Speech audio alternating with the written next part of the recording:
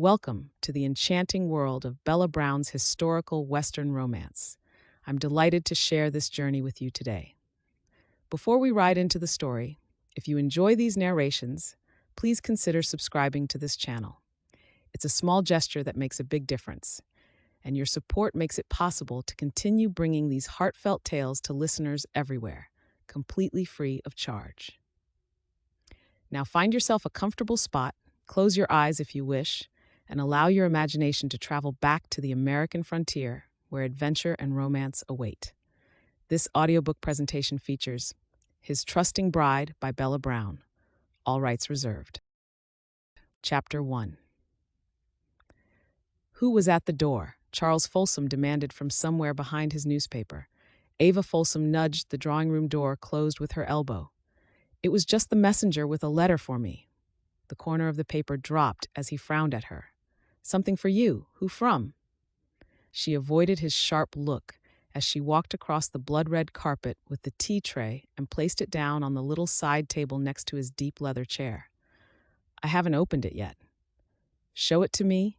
She poured his tea, careful not to let her nerves show by clattering the porcelain together. It's more than likely from Sally. She's the only one who writes to me. Charles worked long hours at the office during the week, and Ava enjoyed being home alone and out from under his watchful eye. But today was Saturday, and Charles liked to read several newspapers from cover to cover, just as their father used to do. It also meant that her freedom was curtailed on a Saturday. Wonder what that harlot wants. Eva ignored her brother's usual crude language. She wasn't in the mood to butt heads with him about his controlling behaviors over her friendship group. She's probably inviting me for tea. Her brother folded over the newspaper and set it down, rattling the dainty china cups that were sat on the silver tray. You know I don't like it when you bother with the likes of her. Charles, Ava replied quietly. She's my very good friend. She's got a frisky reputation not befitting for someone of her standing in society. Her brother intoned. I'm surprised that you still speak to her. It wasn't her fault that Andrew called off their engagement. She did nothing wrong. That's not the way it happened, and you know it, he scoffed. There's no smoke without fire, as they say. Ava remained silent. Nothing she said would change her brother's skewed version of Sally. According to Charles, most women were gold-digging deviants. Someone of your age needn't worry about reputation, I suppose? He continued in his mild tone. You're too old for a man to be interested in you now. His words struck a chord within her, but she refused to let him see how they'd affected her. I'm 25, Charles. That's hardly ancient. He snorted and selected one of the cakes she'd put out for him. Ava, you're long since past the bloom of youth. Couple that with your boring nature and plain looks. Well, you're stuck with me, I'm afraid. Ava rolled her lips inwards to keep from snapping at him. She learned long ago not to challenge him over trivial matters such as her social life. He had very fixed ideas on what women should and shouldn't do, more so for his only sibling. The truth of it was that it wouldn't matter if it was Sally or any other person in New York. Charles Folsom didn't like it when Ava's attention was somewhere else. He'd often remind her that their parents had died, leaving him in charge of her, and that he was only trying to protect her from unscrupulous philanderers. But Ava had long stopped believing those words to be true. It was a well-known fact about town that Ava was destined to become an old maid long before she'd even reached her 20s. Charles saw to it that no eligible bachelor ever got near his sister. At one point, Ava had been desperately in love with a young man named Colin. That was the time when Charles had been away at school and Ava had been left with a governess to chaperone her. Colin had dazzled her with his quick smile and kind brown eyes. He'd romanced her with love letters and showered her with generous gifts to announce to the world his intention to woo her. As tradition dictated, Colin waited for Charles to return to New York before asking for his sister's hand in marriage. After all, Charles was her legal guardian at that point. Ava had been devastated when Charles point-blank refused. He'd flown into a dreadful rage when challenged by the affable young Colin. Since then, Charles had made it his objective to be her guardian. He chose to remain in New York to complete his schooling where he could keep an eye on his sister. What he viewed as guardianship, though, she found stifling and unbearable. It would be nice to meet Sally for tea sometime. You rarely let me speak with her on Sundays at church.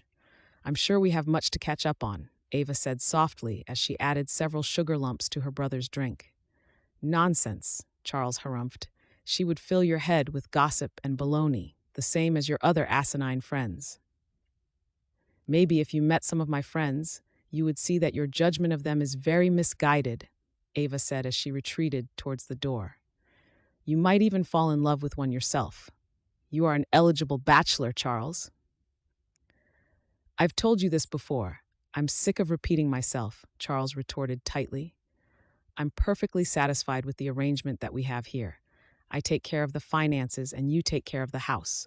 No one to try sorcery and brainwash you into doing things that would jeopardize the house and our money. This is exactly the way that Mother and Father would have wanted it. Ava held back a sigh and quietly closed the drawing room door. She knew that when his tone changed like that, she needed to get out of his way. It wasn't out of the question for him to throw things in temper. She returned to the scullery and set about making things for supper. She'd told herself over and over that he acted this way because Charles loved her and because he was frightened of being left on his own. He'd told her countless times how scary it had been for him, having to take over all the finances after their parents had been killed in the accident. Still, Ava often dreamed of a life beyond the four walls of the substantial brownstone that had been bequeathed to him. She'd yearned for something more from life. She dreamed of love and of being loved unconditionally. She wanted to have a family of her own in the future. She patted the small pocket at the front of her apron. A little frisson of excitement made her lips curve into a smile at the crackle of paper there. It hadn't been a letter from Sally at all, and she was glad that she'd intercepted the post today. Not that Charles would lower himself to answering the door when he had her to do that menial task for him. When she was growing up, it had been the normal way of having her father take care of the finances, and her mother raised the children and took care of the house. Memories of her childhood had been happy ones. They'd been comfortable, and Ava hadn't ever had to consider if they were wealthy or not. Her parents had loved one another and smiled all the while. Ava had just reached double figures when they died. Charles was older than her by 5 years, and everything had fallen on his young shoulders. He'd simply continued running the house in the same way his parents had.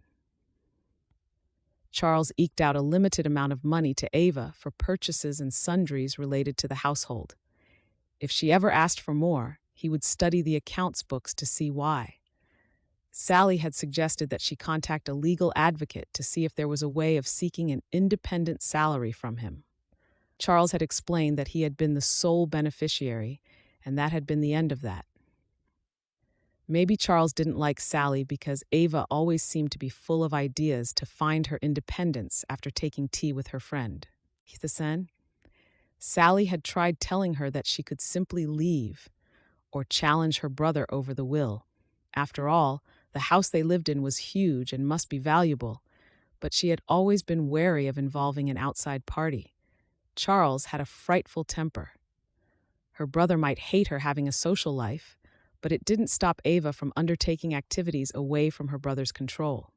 That was one of the reasons she had purchased a copy of the Matrimonial Times. It was also the reason she had been scraping together a small amount outside of the allowance allocated to her.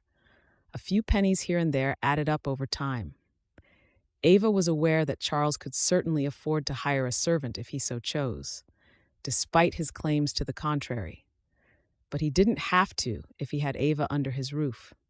He could save money, force her to look after him, and keep her trapped here indefinitely. As Ava had slaved away for her brother, she'd been hatching an escape plan, a plan that involved falling deeply in love with a man she'd never met, in a place far, far away from New York. Ava hoped that Peter Baker was going to be the answer to her prayers of escape. Chapter 2. Ava prepared their supper as usual and dined with her brother in the drawing room.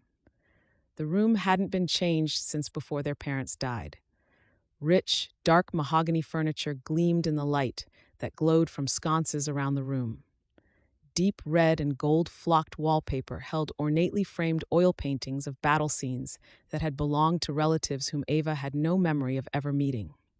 Other than the sound of the cutlery striking the china and the rhythmic ticking of the grandfather clock out in the hallway, they ate in silence. She pushed the morsels of food around her plate, longing to check the clock, though she didn't dare in case her brother noticed the action. He'd want to know why, and he had a cruel streak in him that came out sometimes. She always did everything she could to avoid giving cause for him to use it. Charles moved back to his armchair, and Ava built the fire for him and then cleared away the plates.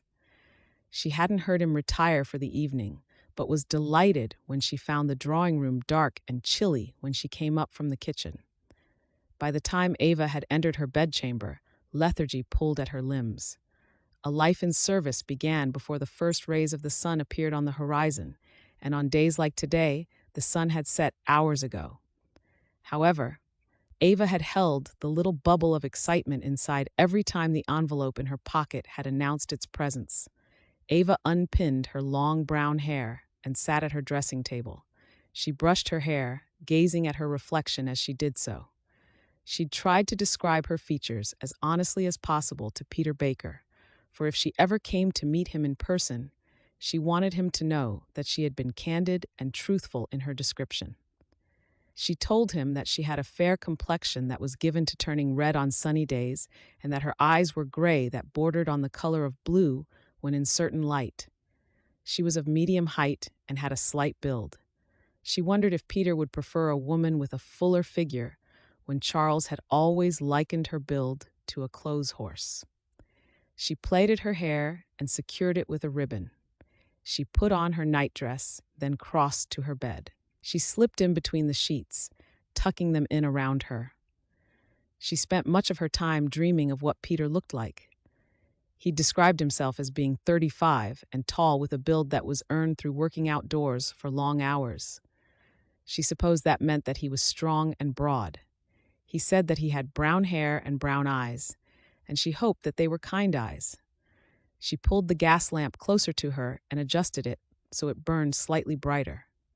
Then she carefully and quietly broke the seal of the envelope. She avidly began to read. "My darling Ava, I feel like madness has consumed me. Normally, I'm a man given to level-headed decisions.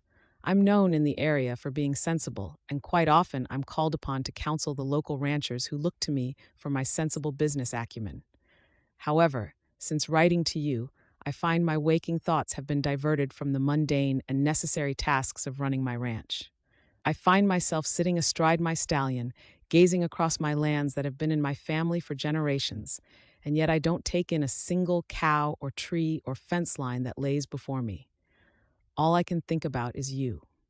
I wonder what you are doing at the very moment. I think about your welfare. I wonder if you think of me as much as I do about you.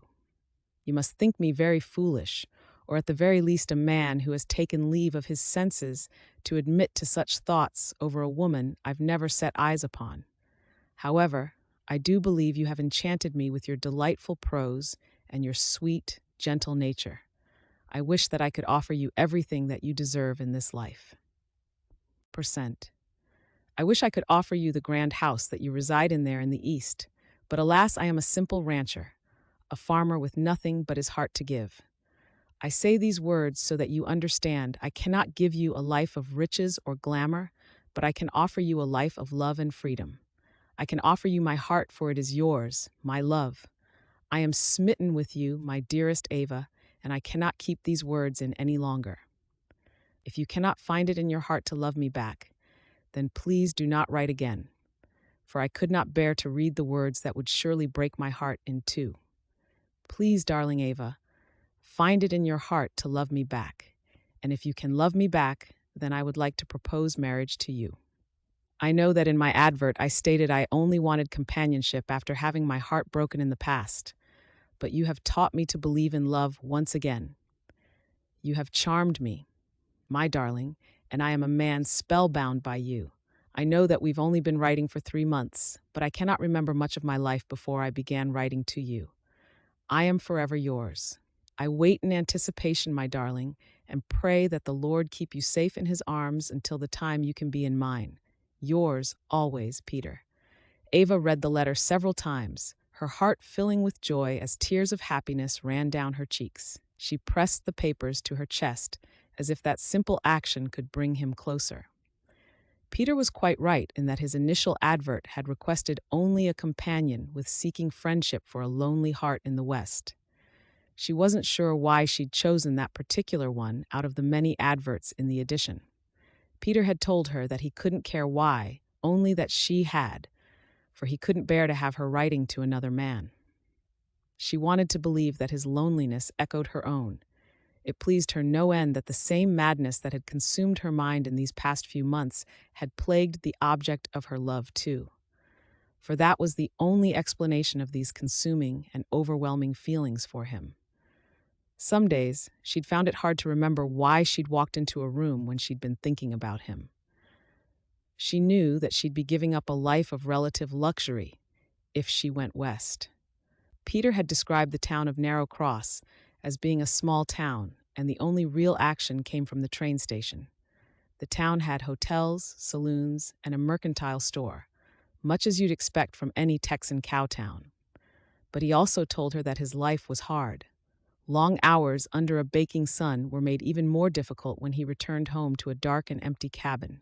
She cast an eye around her room, the opulent mahogany furniture that had been ordered by her parents, the same blue walls that they'd provided for her, the ornate four-poster bed and wardrobe full of beautiful dresses and frocks that she'd never had much cause to wear because of Charles.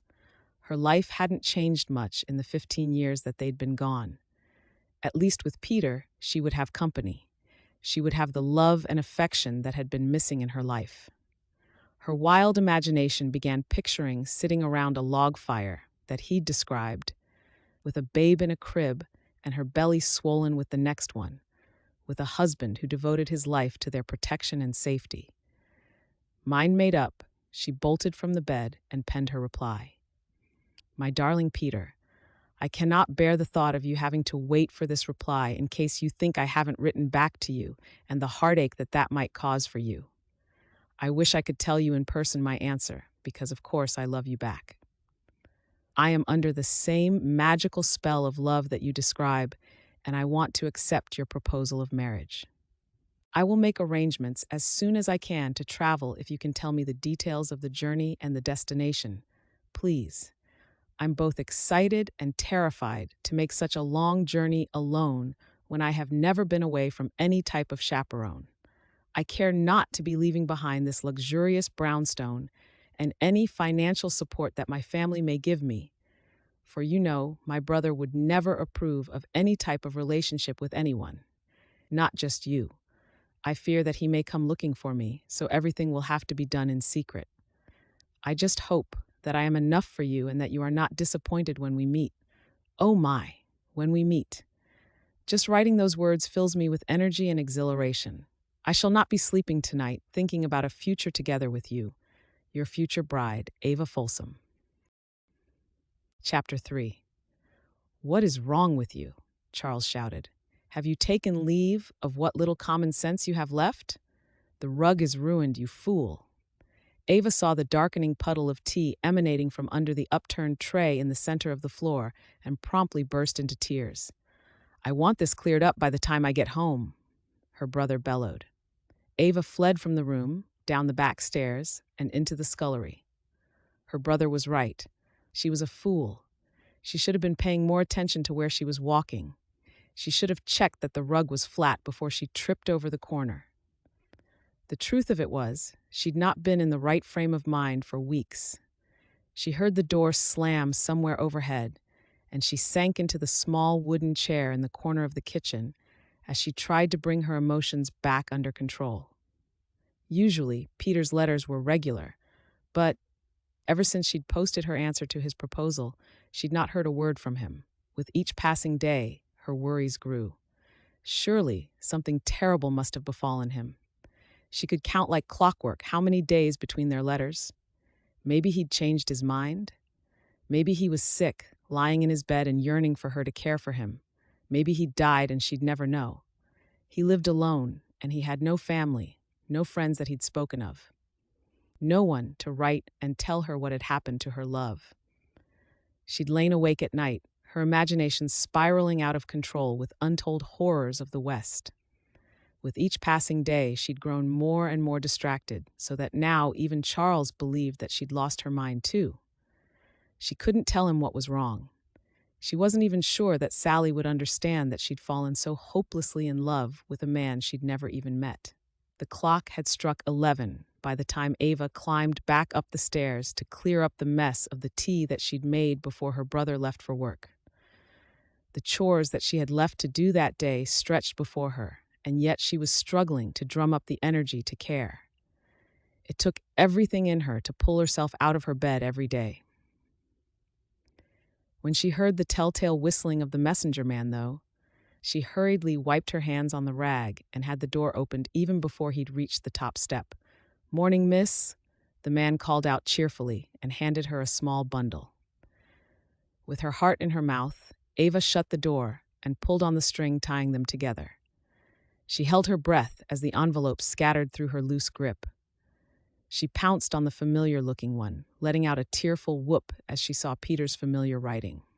Uncaring of the mess she'd left in the hallway, she ran upstairs to her bedroom and quickly began to read. "My darling Ava, please forgive me for the length of time it's taken me to reply. Your letter filled my heart with joy when I saw your answer to my proposal for marriage. However, that evening, disaster struck my ranch. The territory has been plagued by the scourge of the earth in the form of cattle rustlers, and my ranch has been destroyed by them. They took my whole herd, leaving me without stock and therefore any form of income. They even burned the barn to the ground in retaliation when I tried to stop them. I'm lucky to have escaped with my life. The past few weeks have been spent trying to recover and recoup some losses, but alas, I am left with nothing. I had a small amount of savings, but have used that trying to rebuild and settle my accounts. Since losing the stock, it seems that the local businesses have lost their faith in me. I have nothing left, Eva, not a penny to my name, and I have no idea how I'm going to recover. Think. I need $200 to buy some stock, though it will take me years to try and recover and get back to the levels I had before the robbery. The sheriff in our town has been about as much help as a chocolate teapot. No leads, and I think he's too much of a coward to go after these men. Sometimes the rustlers only take the stock that hasn't been branded, yearlings and calves, but this time they took everything. I know that you cannot help me, but the truth is that I am ashamed. I ask you to marry me, and then I have nothing for you to come here for. I am left with no choice but to withdraw my proposal. I cannot express to you how much this breaks my heart, Ava, to have my dreams smashed on the rocks like a ship in a storm. I'm deeply sorry, and I pray that you can one day find it in your heart to forgive me. Forever yours, Peter Baker." Ava felt her breath leave her body, and anguish twisted her up inside. She'd known all along that something terrible must have happened to him. Her euphoria that he was indeed alive was short-lived as she read his letter, the desperation in his words echoing her own emotions. Grief pressed on her when she realized that he'd called off the engagement and was ending their relationship because of something that wasn't his fault. She began to cry in earnest. She leaned back against the bed frame, casting her eyes to the top of the canopy above her bed. Her eyes traced the pattern of the material as she contemplated her bleak future without Peter Baker. Her dreams of escape evaporated. It didn't matter to her that he had nothing to offer her. Didn't he know that? Hadn't she assured him that she didn't care that he was penniless? She would much rather live with him in a wooden box and be loved than spend the rest of her life dodging her brother's temper tantrums. If only she could help him. If only there was some way that she could give him the money that would help him start again. As an idea struck her, Ava sat bolt upright. Trepidation zinged through her, making her blood hum in her ears. Could she? Could she do the thing that had slipped into her mind? She hovered at the edge of her bed as indecision warred within her. She'd never asked Charles for anything in all her life. She'd never taken anything that didn't belong to her. Whilst she could never understand why her parents hadn't left her a little income of her own, she had to hope that they'd understand the kernel that was unfurling in her mind. Stealing was a sin, but maybe just this once. The Bible prompted you to help others where you could. Her wild justifications flitted through her brain as she tiptoed down the stairs, even though Charles wouldn't be home for hours. Her pulse pounded against her ribs as she opened the door to her brother's study. The office air was stale and musty. She wasn't sure if it was from the leather-bound books that were clustered tightly into the shelving around the walls, or the fact that her brother wouldn't let her in here to clean or to air the room out. Her father's huge desk had been sited so that he could see out onto the street below. Ava had faint memories of him, pipe in hand, smiling at her as he'd been standing next to the huge picture window. She lowered her gaze and hurried to the desk. She tried not to disturb anything as she began to open the drawers. Her brother had to have cash here in the house somewhere. Drawer after drawer she went, finding nothing of substance. She pushed her hair out of her face and blew out a breath as she surveyed the room, hands on hips, as she tried to put herself into the mindset of Charles Folsom. Where would he keep anything of importance? 30 minutes later, she fought to hold back her tears. There was nothing in here. No cash, no checks, nothing that would help her. And yet, whenever she needed any money from him, this is always where he came. She leaned back on the wall, coming back upright almost immediately when the wall behind her gave and a loud click resounded. Ava turned, staring at the small door that had popped out of the flush wall. A secret door. With her heart in her mouth, she tugged it open. There, nestled in the narrow little recess, sat a moss-green box, the brass handle of the safe shining from the light behind her. Opening the door, she gave a little gasp of delight. Sheaths of papers, manila-colored folders, and a small metal box were crammed onto the two shelves. She ran to the drawing room and retrieved a lamp before she returned to the office to find out just what her brother had kept hidden from her for all of these years. My dearest Peter, you were right in that your tardy response caused me great upset as I imagined all the terrible afflictions that may have befallen you. But I write to you now in the capacity of your betrothed. Despite your melancholy and words to the contrary in your last correspondence, I will not give up on you this easily. I would gladly live under a bridge with you, but I know that you are a proud man and that this would not sit well with you. However, I cannot sit idly by whilst the man I love is broken and so desperately low. With this letter, I include the amount you said you needed to help you begin to recover from this vile, despicable crime. Please, my love, accept it and know that I am investing in my future and that I freely give you this money. I discovered quite the small fortune secreted away by my brother, as well as some illuminating information on my inheritance and the instructions left to me by my parents. My brother has been incredibly duplicitous in how he's presented his version of the facts, but that story is for another time.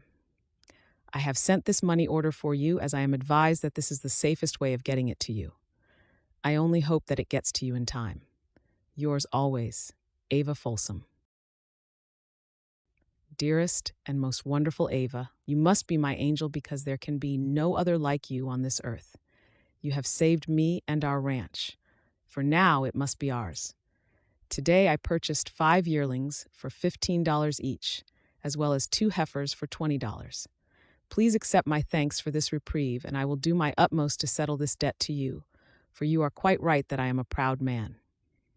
Do tell, though, how much was in the safe, if I may be as bold to ask such a pertinent question. Did your brother discover your knowledge of this money that you have extended to me?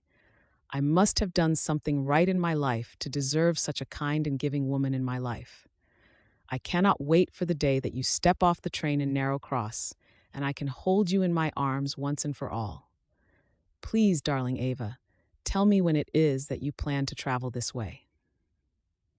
I wish that I could extend the fee for you to travel here, though I know now that you must stay there with your brother for now to sort the legal matters out. Maybe then you will be free, and we can start our new life together here. For surely your husband must be entitled to your inheritance if it is a substantial amount. I wait with anticipation for your news, my love. Peter Baker. Ava hurried down the steps to the carriage that waited at the roadside outside the brownstone. In her small reticule, she carried her letters, as well as the documentation that could prove her inheritance entitlement upon her marriage to Peter Baker. The case that had been stowed at the back of the carriage held 2 dresses and her sensible clothing, brought along with a mind on her new life on a ranch in Texas. When she discovered that she was eligible to half of the fortune left by her parents, including their last will and testament, she had been furious. For all these years, Charles had lied to her. There had been money set aside for her education at a finishing school in Europe, as well as a substantial annual allowance. She'd never received even a cent from her brother.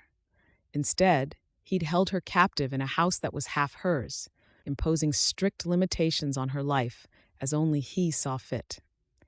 That was the day that she decided to leave Charles and their home. She would never be happy, and she knew that her brother would resist all claims she had. She didn't trust him not to try and make up something outrageous to deprive her of a chance of happiness with Peter. She'd taken just enough to send to Peter, in case her brother discovered the missing amount. Then she'd put into action a plan to begin her new life, all the while still pretending to be the dutiful sister to Charles, so as not to tip him off about her discovery. It had been difficult not to demand to know why he'd behaved so deplorably when the depth of his deceit had become obvious. What had she ever done to him to deserve it? She'd refrained from replying to Peter in case he too tried to talk her out of it. He'd seemed concerned with her having to stay and sort everything out when all she wanted to do was leave. "When do you plan on traveling this way?" Surely that sentence was invitation enough for her. She didn't mind that the ranch would be recovering from the loss of the barn, or that maybe the place was a mess. She could deal with anything if she had Peter by her side. She'd planned on sending him a message once she'd left New York so that he'd be able to meet her train when it arrived. In her mind, she'd imagined the emotional meeting between them, and she held that kernel close to her heart as she selected what she was taking with her and what she'd leave behind. She looked up over the brownstone home that she'd known for all of her life, and she didn't look back once when the carriage pulled away, heading for the train station and her new life. Chapter 4. Next stop, Narrow Cross, the conductor called as he moved through the car. Up until that point, Ava had been waning.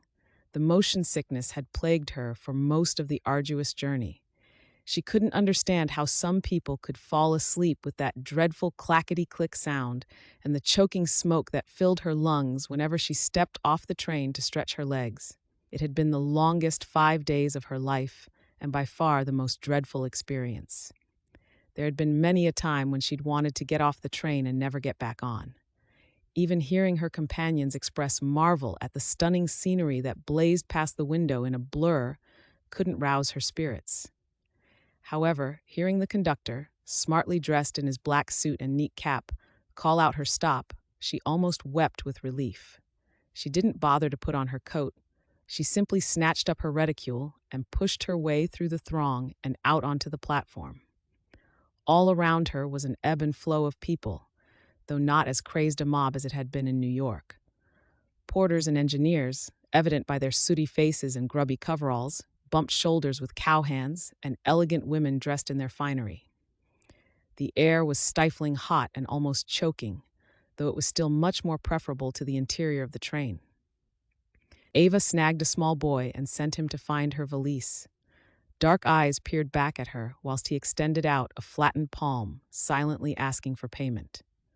"You get your coin when you fetch me my case," she informed him tartly, and linked her fingers in front of her whilst she waited. The hulking locomotive hissed and clanked at the side of her, and she pressed the back of her gloved hand to her face when the platform was filled with black smoke from the train stack as the engines began to fire up again. The young boy appeared, dragging her case behind him. "Here you go, miss," he muttered, extending his palm once more. Ava opened her purse and selected a coin, dangling it out to him. "Are you a local child?" The boy frowned at her and nodded as he reached for the coin. Ava lifted it a tad out of his reach. You may have it, but would you like to earn a little more? The boy folded his arms. What you want, lady? Ava shook her head at the pointed question. Young man, that isn't how you should speak to a woman. Do you know of a man called Peter Baker? He tilted his head and squinted as he considered, his eyes sliding to the coin she held up. He nodded. Sure, everyone knows who he is round here. The answer gave her cause to smile. I was supposed to send him a message to meet me here today, but there hasn't been an opportunity to do so before I arrived. I need to find him. Does he live far away? The boy sniggered. Not right now, no. What do you mean? Jack, get back to work, a voice hollered across the platform. The boy gave a sharp intake of breath, swiped the coin from her lax hand, and ran back towards the scowling station master. Ava watched him run away, frowning. She picked up her case and marched towards the uniformed man. Excuse me, excuse me, she waved as she trotted along. The station master swung back around, the sharp pierce of his whistle rudely cutting her off. Her words were drowned out as the locomotive burped and clunked its way out of the station. Ava squinted her eyes, watching it leave, not sorry to see it go, but feeling suddenly bereft that it was the only connection to her old life now chugging away from her. When she looked about her, he was already halfway down the platform, with just a few stragglers left lurking about the station. Hey, Ava stomped after him, irritation cutting through her politeness. I asked you a question? The rotund man paused, a thick gray brow lifting over her insolence. Yes, ma'am? Where's the boy? He was going to run an errand for me. Jack, he works for me, not for you, he grunted. Ava stopped him from turning away from her. Already, the boorishness of the townsfolk was beginning to get on her nerves. I'm aware of that, and I'm happy to compensate you. It's just, I need to find someone. A man, she added when he shrugged. He guffawed. We have saloons in town for that kind of thing. Ava's mouth dropped open at the insult. I never. How dare you? She sputtered. Making friends again, Hank? Ava whirled towards the lazy drawl. Her eyes slid up, the broad chest of the man who'd spoken. He wore a blue cotton shirt and a battered leather vest that had a gold star pinned to his chest. He removed the hat when her gray eyes met his dark gaze. He bobbed his head to her once in greeting. Ava's mouth flapped dryly, heat burning her cheeks when his attention moved back to Hank. The porter's mouth tipped up on one side, and he had the good grace to look chagrined. You know me, Mason. Happy to help the folks of this great town. Have you come to see the two ladies? That's right. The one is in the station office. Old Jimmy is sitting with her. The other one is down there sitting on the bench. Hank lifted a pudgy finger. Ava followed the direction that he pointed in and saw a woman sitting by herself on a wooden bench. She was too far away to see her face, but Ava could tell by her slouched posture that she was upset. The sheriff sent Ava another long look, and he doffed his hat before he strolled off towards the solitary woman. She dragged her gaze back to Hank before he tried to do his vanishing act once more. She cleared her throat pointedly, and he sighed audibly. Yes, ma'am. How can I help you? The young boy, the one you called Jack, he was going to find someone for me.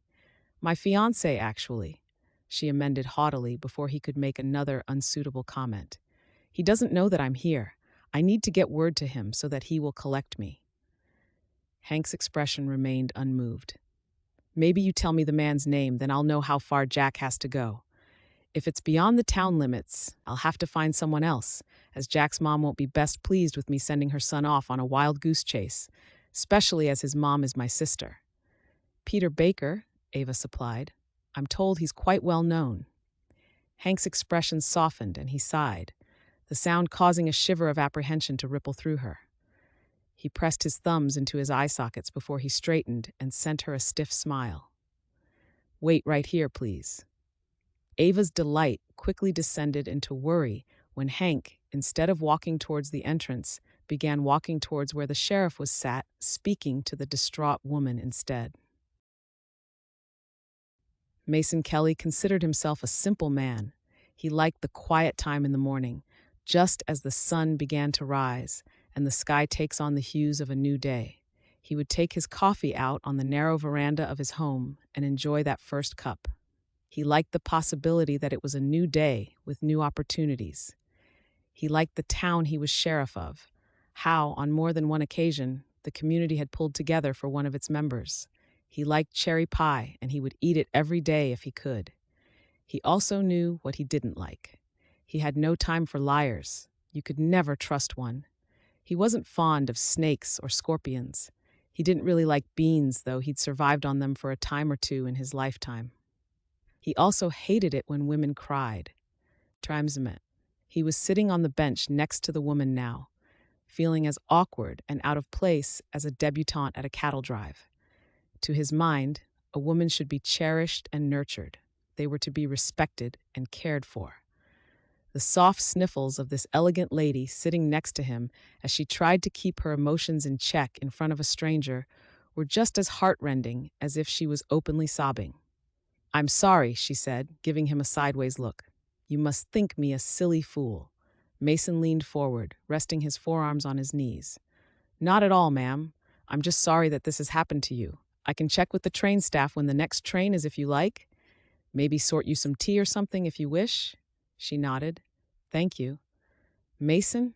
Mason glanced up at Hank's voice. His smile faded when he saw the look on the porter's face. Instinctively, his eyes were drawn to the attractive brunette with the incredible eyes that had been giving Hank the dressing down when he'd arrived. "What is it?" Hank pulled off his cap, rubbed at his thinning hair. "I think we got another one."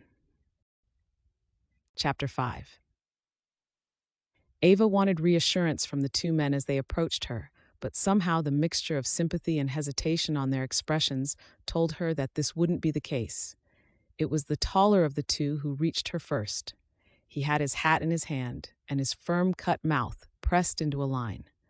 "Hello, my name is Mason Kelly. I'm the sheriff here in Narrow Cross." Ava automatically smiled in response, even though her heart was pounding with anxiety. Why was the sheriff coming to speak to her? Why had Hank's demeanor changed as soon as she'd mentioned Peter's name? "Ava Folsom." She held out her hand and was rewarded with a sliver of surprise in those dark eyes. "Hank tells me that you are looking for a man named Peter Baker?" Ava gnawed the inside of her cheek, and she bobbed her head once.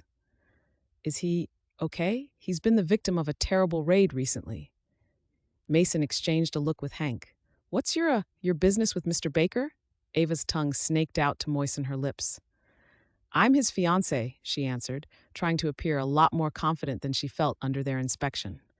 "Tell me, why do you keep looking at each other that way?" "What way is that?" Mason asked her gently. "As if you know something that I don't." Ava threw her hands up in exasperation. Is he injured?" "I'll just—" Hank scratched at his nape and gestured down the platform. "I have work to do." The older man ambled off, and Ava fixed her attention to the sheriff. "Please, just tell me," Ava said, her hands wringing in front of her. Mason exhaled. "Shall we find somewhere to sit?" Ava pulled her arm out of his touch, the skin tingling alarmingly from where his fingertips had brushed against her.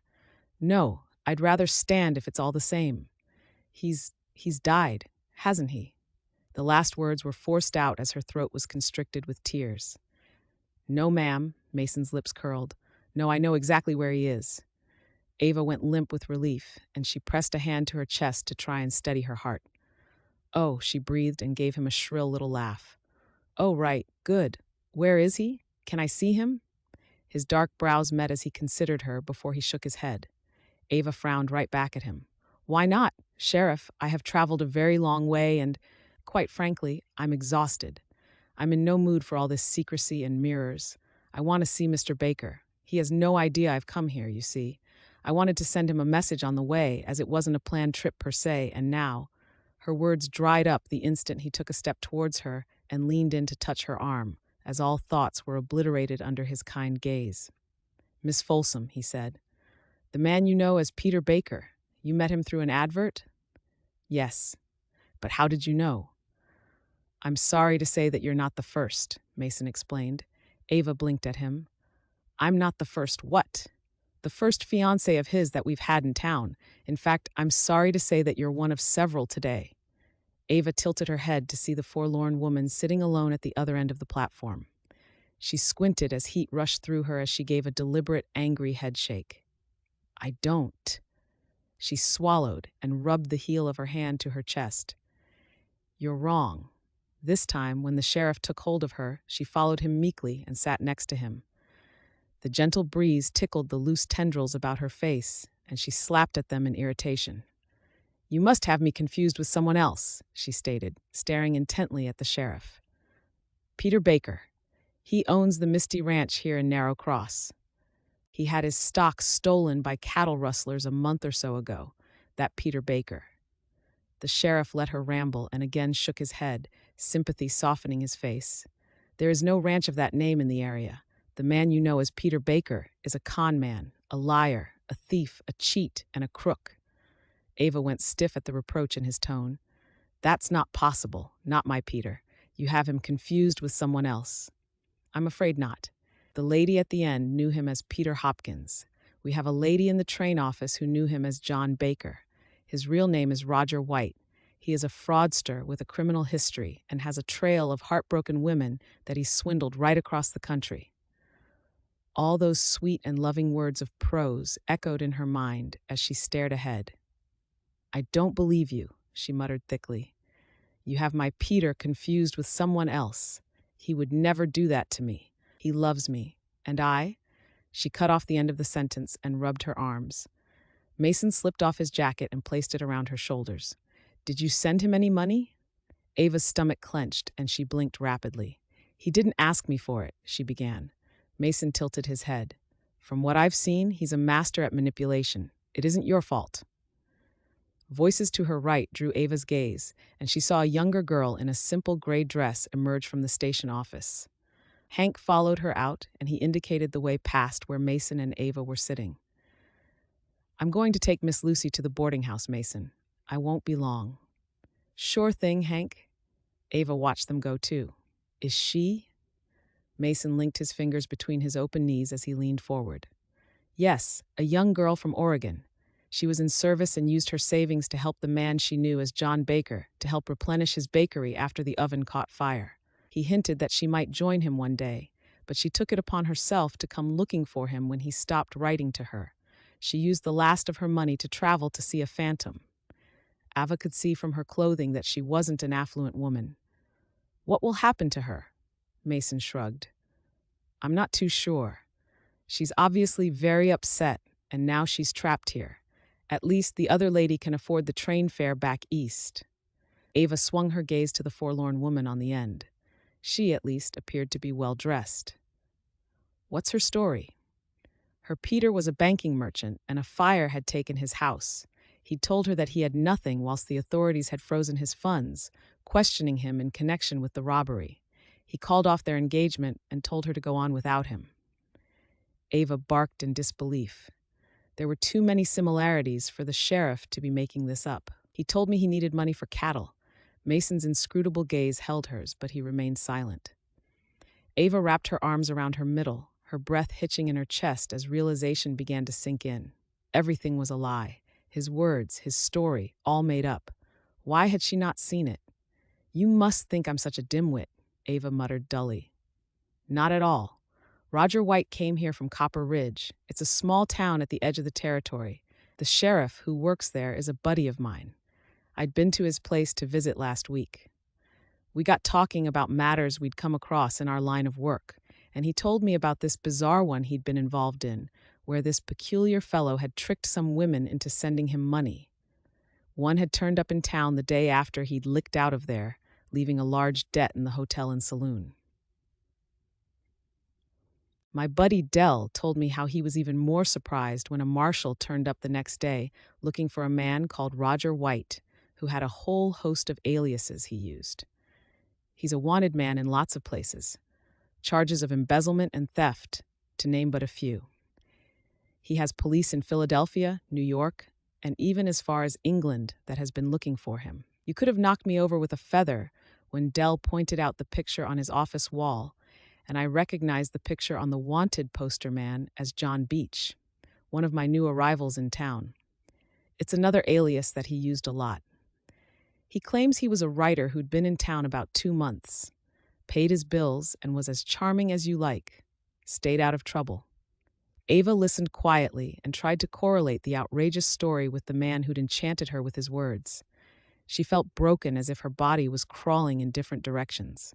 She wanted to cry, to scream, to rage, and yet she felt empty. She remembered his last letter to her, asking how much money she was entitled to from her parents' estate. At the time, it struck her as a question from a man who was interested in her. It hadn't seemed out of turn. Now, it seemed the innocuous question had more nefarious implications, and she had come running out here to this strange and foreign place, with the sun blazing overhead and the cool air whizzing through her under the cover of the station, on little more than a whim.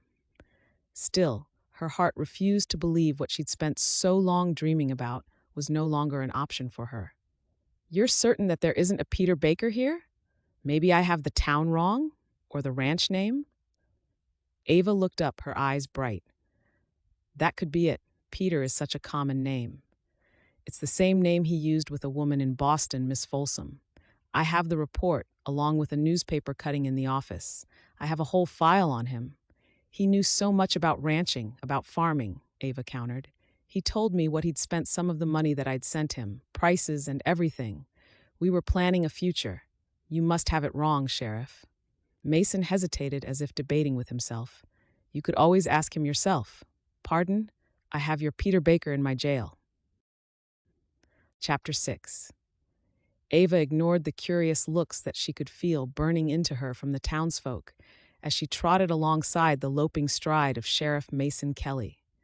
She ducked her chin, refusing to allow the tears clogging her throat to fall. She also refused to believe what the sheriff was saying. They crossed the clay road, and the uncommon strange sounds pressed in on her. Horses and flat wagons filled the dusty street. Ladies strolled along the wooden walkways between the structures. Simple storefronts announced their purpose, though the buildings seemed to have just been dropped from above. There was no conformity, and there were irregular spaces between the mixed timber and stone-framed edifices. Horses stood in the corral next to the sheriff's office as she followed the rangy man up the short steps. He had to duck under the doorframe, and he held the door open for her as she walked into the relative coolness of the interior. Nerves pressed in on her. Her anxiety pushed even harder when she spotted the metal bars over the window and the rifles leaning against the wall behind the cluttered desk in the corner. The wooden walls were littered with papers and flyers. A stove in the corner had a collection of metal mugs and 2 plates on the top. Ava hovered in the center of the room, eyes darting around like a trapped animal. Mason crossed to the desk, hip cocked as he pushed some papers about. He, too, seemed a little unnerved. She wondered what he had to be nervous about. "That you, Mason? Say, oh!" Bootsteps echoed around the far corner of the room, and Ava looked up to see a young man who it seemed needed more growing time to fill the canvas pants that were belted to his narrow waist. He came to a halt in the room and sent her a crooked smile. "Pardon me, ma'am." Ava forced her lips upwards. "Hello. This is Ava Folsom." Mason came back around the desk. She's another victim of whites. Miss Folsom, this is Billy Sage, my deputy." Ava wanted to flinch from the sympathy that pulled Billy's brows down at the sides. The word victim seemed harsh, but maybe that's what she was. "Wish we were meeting on better circumstances, ma'am. I'd offer you a drink, but the coffee will be like sludge by now." "I'm fine, thank you." Ava waved away his offer, and she turned back to the sheriff. "Can I get this over with?" Mason wasn't sure he'd ever met anyone with such expressive eyes before. If it wasn't such a sad situation, he'd set about getting her to smile, just to see what she looked like then. He'd tease her about not ever trying to play poker or say something equally as outrageous to try and ease her discomfort. There was something about her that drew him in, and he had to try his hardest to keep from putting his arms around her. She stood in the middle of his office, eyes bouncing between the walls, the flyers, the guns, and the darkened corridor that went off to the jail cells. She held herself stoically, and he guessed that she must be trying her hardest to keep it together. The 2 other women had been just as shocked, just as appalled, but both had succumbed to tears. It was just a matter of time before the lovely Miss Folsom did the same. He was dreading having to see her tears when he couldn't offer her the comfort that he felt she would need. Mason stepped in front of her. "Are you sure that you want to do this, Miss Folsom?" He saw her straighten as she set her shoulders back and folded her arms. "Absolutely." Her trembling voice belied her nerves, and he wondered if he was making a huge mistake. "All right, just know that you're safe. He can't hurt you," he said, and walked past her, instructing Billy to stay with her. He lifted the keys off the wall and made his way along the short corridor towards the back of the offices. The town of Narrow Cross had 6 cells, more than most places in the territory. Generally, they were filled with cowhands who'd sunk too much moonshine and caused trouble at some place or another, or brawlers from one of the saloons in town. It was rare that they had a bona fide law criminal in-house. "Hey," Mason tapped the key ring on the bars. "Up you get." Roger White tracked the sheriff with his eyes. He was sat leaning against the back wall of his cell, one leg bent and his arm resting in the raised knee. "You come to your senses now you realize you got the wrong man?" "Nope," Mason chirped, "but I want to show you something." Roger dropped his head. "Not interested." Mason slid the key in the lock and swung the metal door wide. "Up you get, White." He unceremoniously hauled the shorter man to his feet, ignoring the spluttering and the cursing as he slid on a set of iron cuffs. "Now, play nice and I'll make sure you get your supper tonight." Roger grumbled the whole way back along the corridor, resisting the sheriff's hand that was pressed into the center of his back. "This is ridiculous. Leave me alone. You wait until I tell the marshals about you manhandling me. You'll be up on charges of your own, you mark my words." "Stop flapping your gums." Mason muttered and pressed him into a wooden chair. Roger sent a dark look over his shoulder, tested the cuffs around his wrists, and then gave a sigh. "Right, now what?" Mason didn't say another word. He stood to the side of his prisoner, hands on his hips. When he looked at Ava, though, he wished he'd followed his instinct and kept Roger in his cell. She looked as if she'd been struck by the locomotive she'd arrived on, as if all the oxygen had been sucked out of her. Roger tilted his head as he caught the lone woman in the room, staring at him as if he'd grown another head. He fidgeted under her direct stare and felt it safer to look to the glowering lawman instead. "Who's this?" Ava had spent many nights lying awake in bed, fantasizing about the first time she met the man behind her letters. She'd pictured being shy and smiling. She'd envisioned running into his open arms and being swept up in a hug. She envisioned their eyes meeting through the crowd at the station, whilst the smoke from the train stacks obscured the man who'd stolen her heart. Not once did she picture meeting Peter Baker in a sheriff's office whilst he was in handcuffs. The short, stout man had a bald palate, with tufts of brown hair over his ears and the back of his head. In his letters, he'd said that he'd had a mustache, but his face was scruffy, as if he'd not shaved for a few days. His threadbare shirt had a frayed collar, but it was his eyes that made Ava take a slight step away from him. There was a cruel glint in them, calculating as they swept down her attire. "Peter?" Ava asked him, still not quite believing that this was the man who'd persuaded her to fall in love with him and for whom she'd abandoned her life in New York. "Peter Baker?" The brown eyes sidled back to her, and a bushy brow arched up. He tilted his head and his lips peeled back as he eyed her like a crocodile eyed a deer drinking at the watering hole. "And which one might you be?" Ava's mouth fell open. That one sentence spoke volumes. She pressed her knees backward to lock her legs when they wanted to give way. All those hours pining for him, loving him, and it was just a ruse to get money out of her. She'd stolen from her brother as she'd believed that she'd been helping the man she loved. Lies. It had all been lies.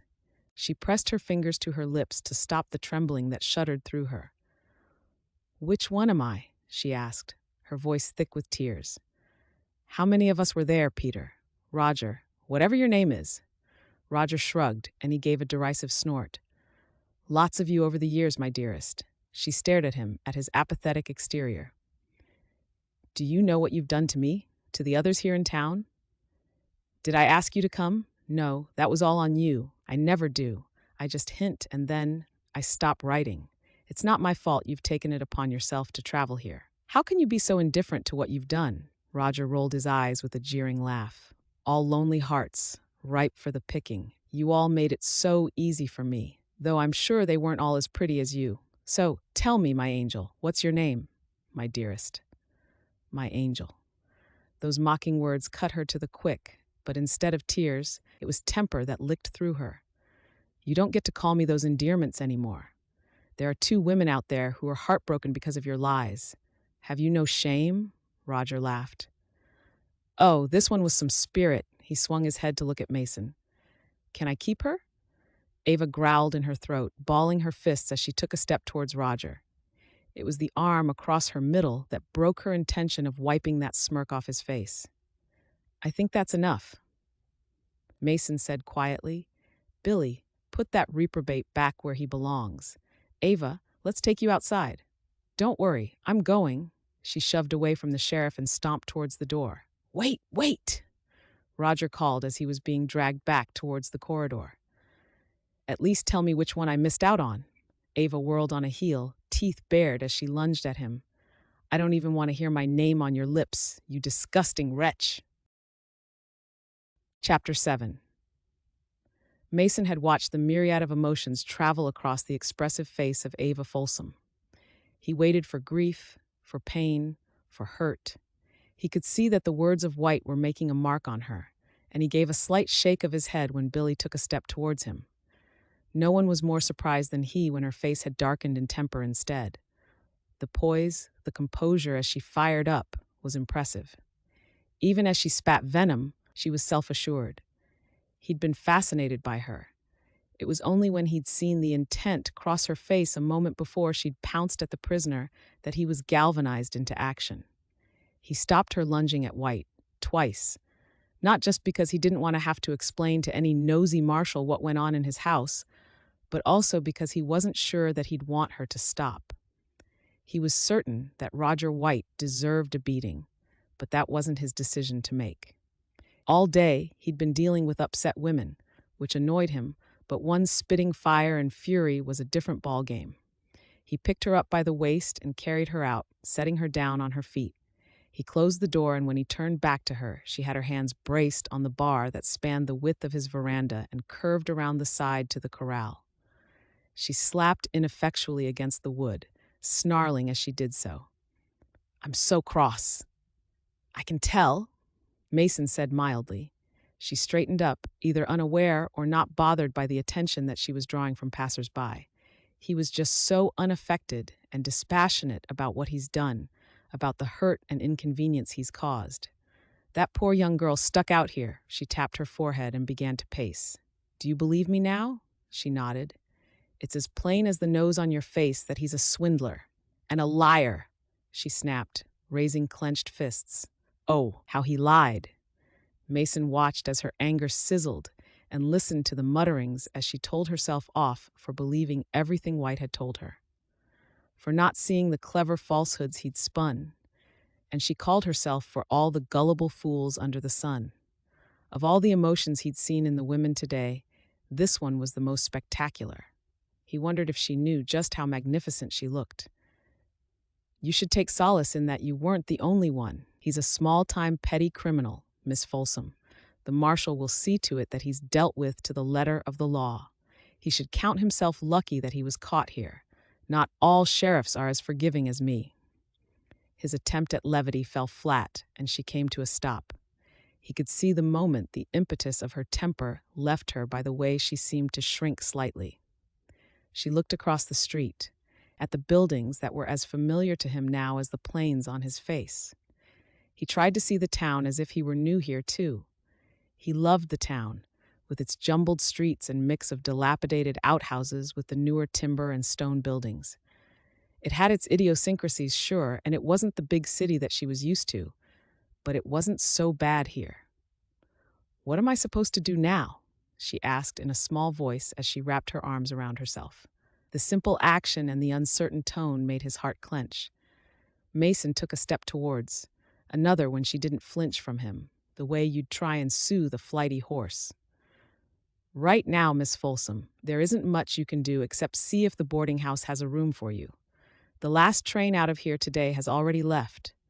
There'll be another one by in a day or so. He took another step towards her, expecting the tears to fall any moment. But when she looked at him, the breath left his body in a whoosh. 100%. Those eyes had gone a beautiful stormy gray, like clouds gathering on the hills before a heavy downpour. It felt like he'd been sucker punched in the gut, and he stayed right where he was. The boarding house will let a lone female stay? Mason had to blink to bring his mind back to attention, to focus on the job in hand instead of imagining what she'd do if he'd followed his instinct and tried to hold her, to soothe her. Yes, ma'am. The owner is quite a forward-thinking businesswoman. I don't suppose she'd be all that concerned about your why, but more so whether you can afford the room rent. I can help you with that if you need. She glanced about the main street once more, eyes scanning up and down the road as if assessing. She smoothed her palms down her thighs and compressed her lips into a line. I don't need your money. Thank you, Sheriff Kelly. But I would appreciate some directions to the place. Knowing my luck today, I'll end up lost. I'll walk with you. I'll just go and get your case, he replied, grateful for the space that he was able to put between them. He ducked back inside and met Billy's inquisitive gaze from where he was sitting behind his smaller desk. She all right? Mason shook his head. As upset as the other two. Those poor ladies. Makes me as mad as a rattlesnake in a rain boot. Him being as scrawny as he is, and I can't even get a dance at the town hall. Mason's lips twitched, and he welcomed the distraction of Billy's peeved state. He bent for the valise and carried it back to the door. I'm just going to walk her across to Retta's, make sure she has the room, and settle her in. I'll be right back then. You can get on home for the day. Ava hadn't moved by the time he returned.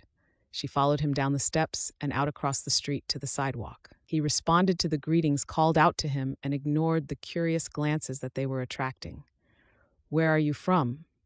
New York, she replied.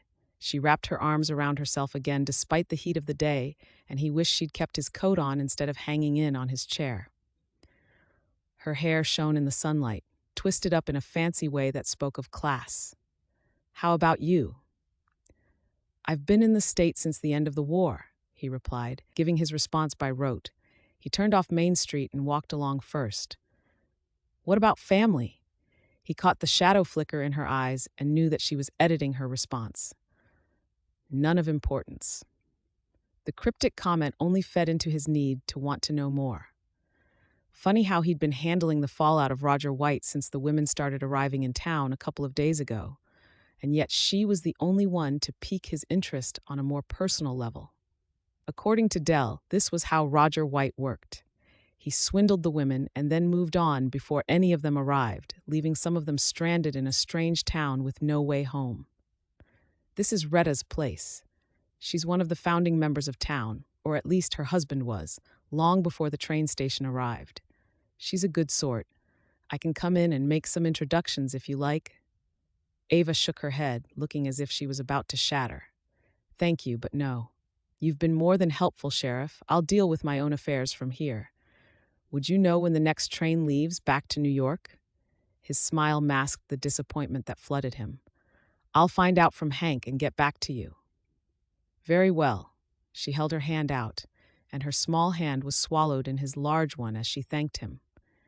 He longed to hold on, if only to catch a smile, or spend just a little longer in her company. He waited until the door of the boarding house closed before he walked away with a sigh. It was just his luck that an East Coaster about to go home would be the one to make his blood sizzle.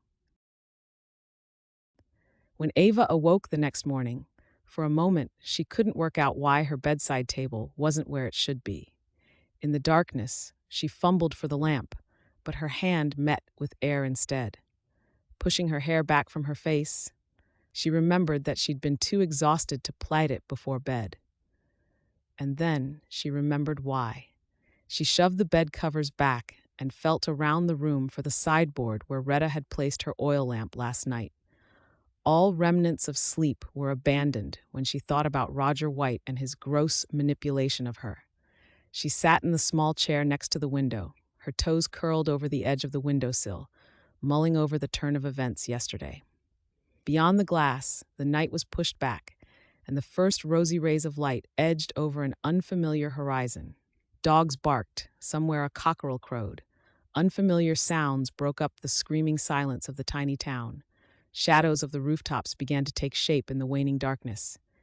When she heard the first clattering in the kitchen, her stomach growled. She needed food.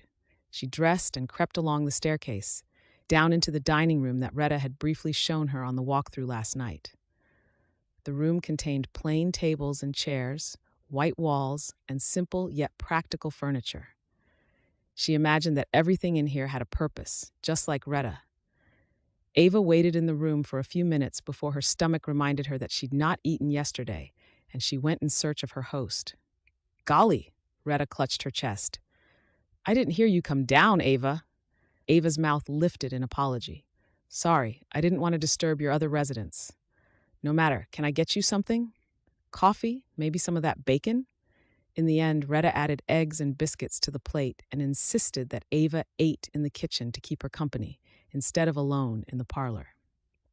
Ava devoured the food and listened as Retta explained how she'd continued with the boarding house long after her husband had passed away to keep a house for her and her children. What are you planning on doing now? Retta groaned as she sat on the stool next to the open back door. She lit a pipe and took a puff, narrowed her eyes when Ava didn't answer. The food in Ava's stomach began to churn. She had been so engrossed in the story Retta was reciting that she'd forgotten her troubles. She pushed her plate away and rested her head in her hands. Her eyes were hot, but no tears came. In truth, I don't know. I came here without thinking everything through beyond meeting Peter Baker and being his wife. I foolishly forgot about where I would be living, how I would be living. It hadn't even occurred to me that the man behind the letters would be a fraud. Retta was quiet while she indulged in a few more drags of her pipe. The smoke curled up and out through the open door, its warm tang reminding Ava of times she'd spent with her grandpa as a young girl. I heard that the one woman left on the last train last night, bound back for home. The other younger woman that he conned is upstairs. She's stuck. I'm going to try and find her some work, though. She's adamant about returning east. She's humiliated, I suppose. Ava made a derisive snort. That I can understand. Humiliated, furious, incredulity at being taken in without questioning. I reread his letters last night. Knowing what I do now, I can't believe I fell for everything so easily. Hindsight is a wondrous thing. That's the truth. Ava scrubbed her face with her hands. I'm still at a loss over what he did. More so on what to do next. I have nothing to stay here for. I don't know anyone. I have no means of work here. I have a little money with which to go back east, though, not enough to survive indefinitely on. But, returning home, Ava trailed off as she pictured the fury on Charles's face. It didn't bear thinking about what he'd do to her when she simply arrived back home, head bowed in supplication. The way I see it, you have two choices.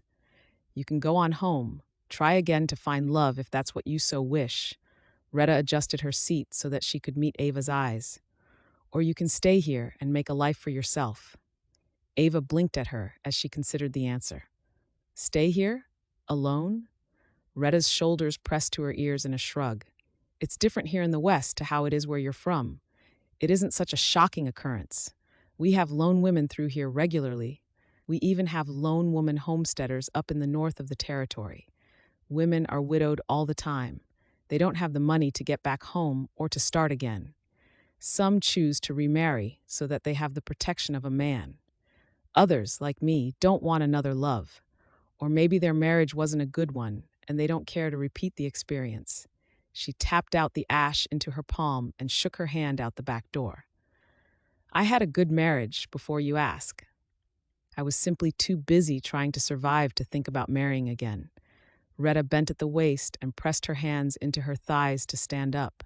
I had some offers over the years, but no one came close to my Bob. She winked at Ava as she returned to the sink and washed her hands. I suppose I should go back to New York. Ava said in a dejected tone, as the realization struck her that she'd now have to face Charles after she disappeared from their home without a backward glance. "If you don't mind my asking, what's at home that makes you sound so happy about going back?" Retta asked, a teasing light in her eyes. "Because you sound positively delighted at the prospect of going back there."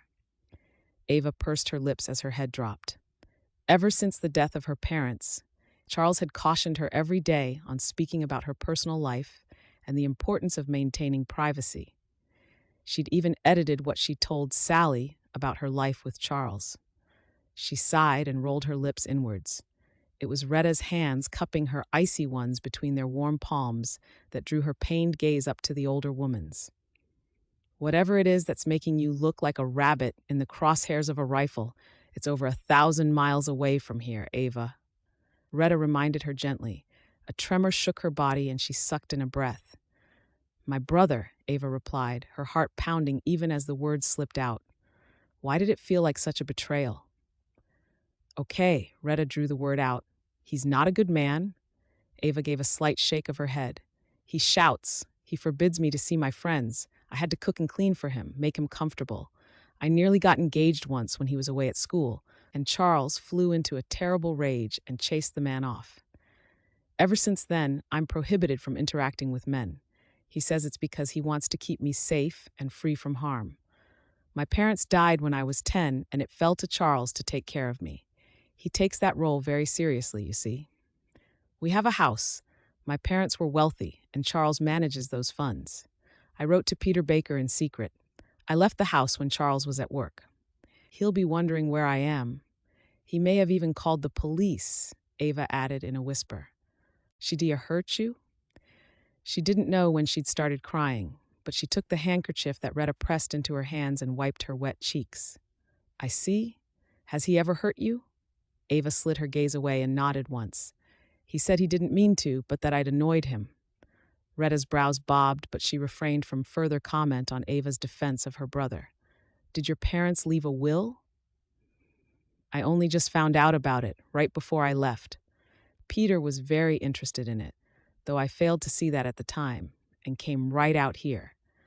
I figured that Peter would be able to deal with the legal matters and see to getting my share of the inheritance released to me, though. When I think about it, I was happy enough to leave all the money behind and live as a farmer's wife, if I had Peter by my side." Ava's laugh was bitter. "I'd planned a life away from Charles. I don't think I want to go back." Retta squeezed her hands. "Then don't." Chapter 8. "There's your lady friend," Billy Sage whispered into Mason's ear. He was rewarded with a sharp, elbow-shaped dig in the ribs and a scowl off his boss. The truth was that Mason had spotted Ava Folsom the moment she'd stepped into the church. It was almost as if he was tuned into her, like a moth to a flame. He refrained from saying anything further to Billy, seeing as an innocent question after her welfare the day before had led to some teasing from his deputy about his sudden interest in the beautiful new woman in town. He'd wanted to deliver the news to Ava in person that Peter Baker had been escorted from the town by a fearsome marshal yesterday, but he'd had to sort a dispute, and so had sent Billy as his delegate instead. Billy had then taken some sort of pleasure in describing her words and reactions in great detail to him. She'd been relieved, not teary, according to Billy, and had made as if to carry on about her day. Even though he had tried to appear disinterested, he'd been thrilled to hear that she was still in the town. He would have asked about her intended plans if Billy hadn't been making such tawdry wisecracks about the reticent sheriff's sudden interest in her, so he remained none the wiser about when she was leaving town. All through the day, thoughts of her kept drifting through his mind whenever he had a quiet moment, and he wondered what it was about her that had crept under his skin.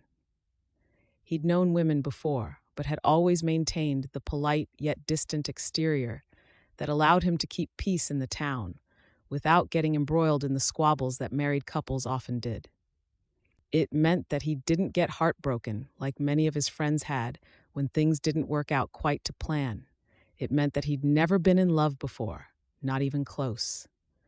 Mason kept his eyes forward and tried to focus on what the pastor was saying. Going to church meant that he kept a clear conscience when he'd had to undertake the more unpleasant and hostile duties to keep his town in order. He liked listening to the stories and sermons from the pastor and how these lessons could be applied to the lives that they lived so that they could be better people. All too often in his line of work, he saw the side of life when people weren't so nice to each other. It also meant that he was seen about town. He got to speak to the townsfolk, and he believed it made him even more approachable. Today, though, the pastor's voice faded to a mild buzz as his eyes sought out Ava. She'd wound her hair up off her neck, though some natural curls framed her heart-shaped face. From this angle, he could see the upturn of her nose and the full lips. He saw the edges quirk in a slight smile as the congregation laughed. He made a vow to see her smile fully before she left town to go back to her old life. When you pass through the waters, I will be with you, and through the rivers, they shall not overwhelm you. When you walk through fire, you shall not be burned, and the flame shall not consume you. Isaiah 43:2. Ava sat in the small church and listened to the pastor as he quoted from the Bible and built his sermon around that simple passage. As always, she turned to her faith during troubling times, and she prayed that he see her safe. She'd arrived at the church today alone, keeping her head down because she knew that her attendance must be attracting attention. She was the mail-order bride who'd yelled like a fishwife at the notorious prisoner after all. Today, it was almost as if the sermon had been written just for her. When she stepped out into the warm Sunday afternoon, she felt lighter, freer than she had in the longest time. She'd been wrestling with the decision about staying in this strange town alone.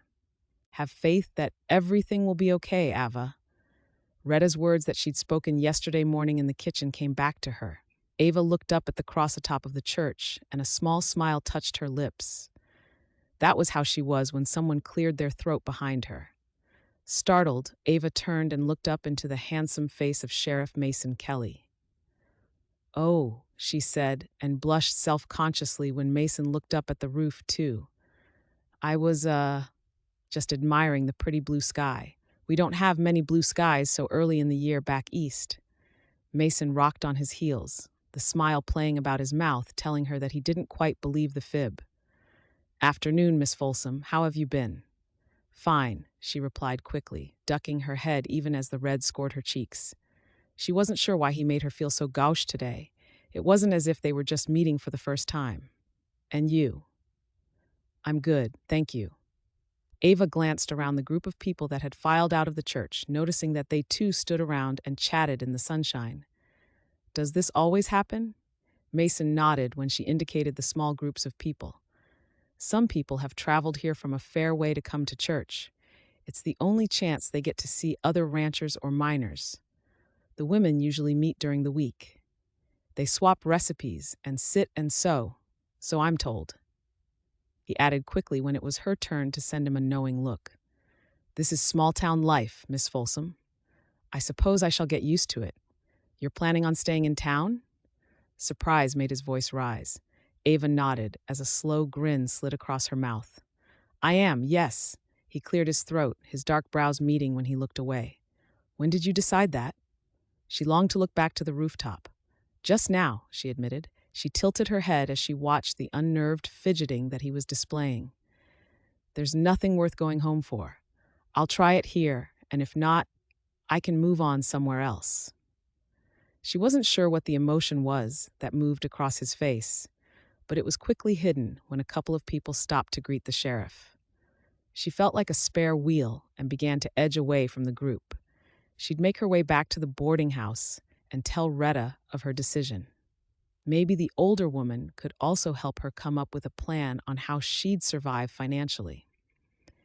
She was walking along the side of the dusty road when Mason fell into step beside her. His long gait easily matched hers. "Sorry, that happens a lot when I go to church."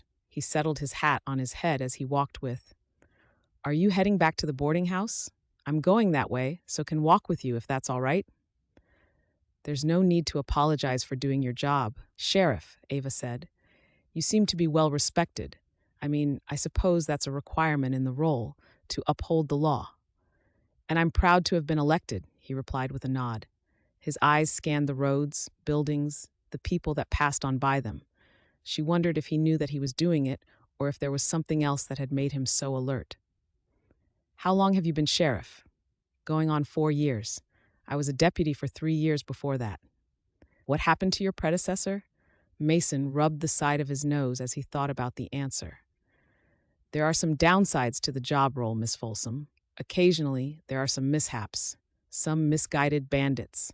Oh, Ava lowered her gaze as her imagination span out of control. She had to remind herself that this place wasn't the upstanding city that she'd grown up in. I see. It's not all bad, Mason said, spreading his hands. That's okay, Sheriff. I appreciate you editing the truth, though we do have our fair share of criminals and gangsters back in New York. The sheriff's brows shot up in astonishment, and this time she smiled at him as they came to a stop in front of Retta's place. Why, Miss Folsom, I didn't realize that you were so discerning to that kind of lifestyle. She rolled her eyes at his light tone.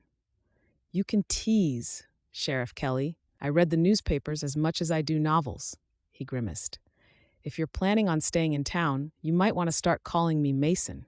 We're not all that formal around these parts. Very well, Mason, she said, the name sounding strange in her mouth. Please, call me Ava. When he lifted his hat to bid her goodbye, he was smirking and had a mischievous glint in his eye. Ava had to swallow and press a hand to her quivering stomach. Even as he sauntered away, she wondered just what she was sickening for this time. I think that it's the right decision, Ava. From what you've said about your brother, you'll be returning to a life of servitude without the benefit of a wage. That's no life for anyone, let alone a beauty like you. Retta, you flatter me, but I'm no beauty. Plain Jane, as Charles always said.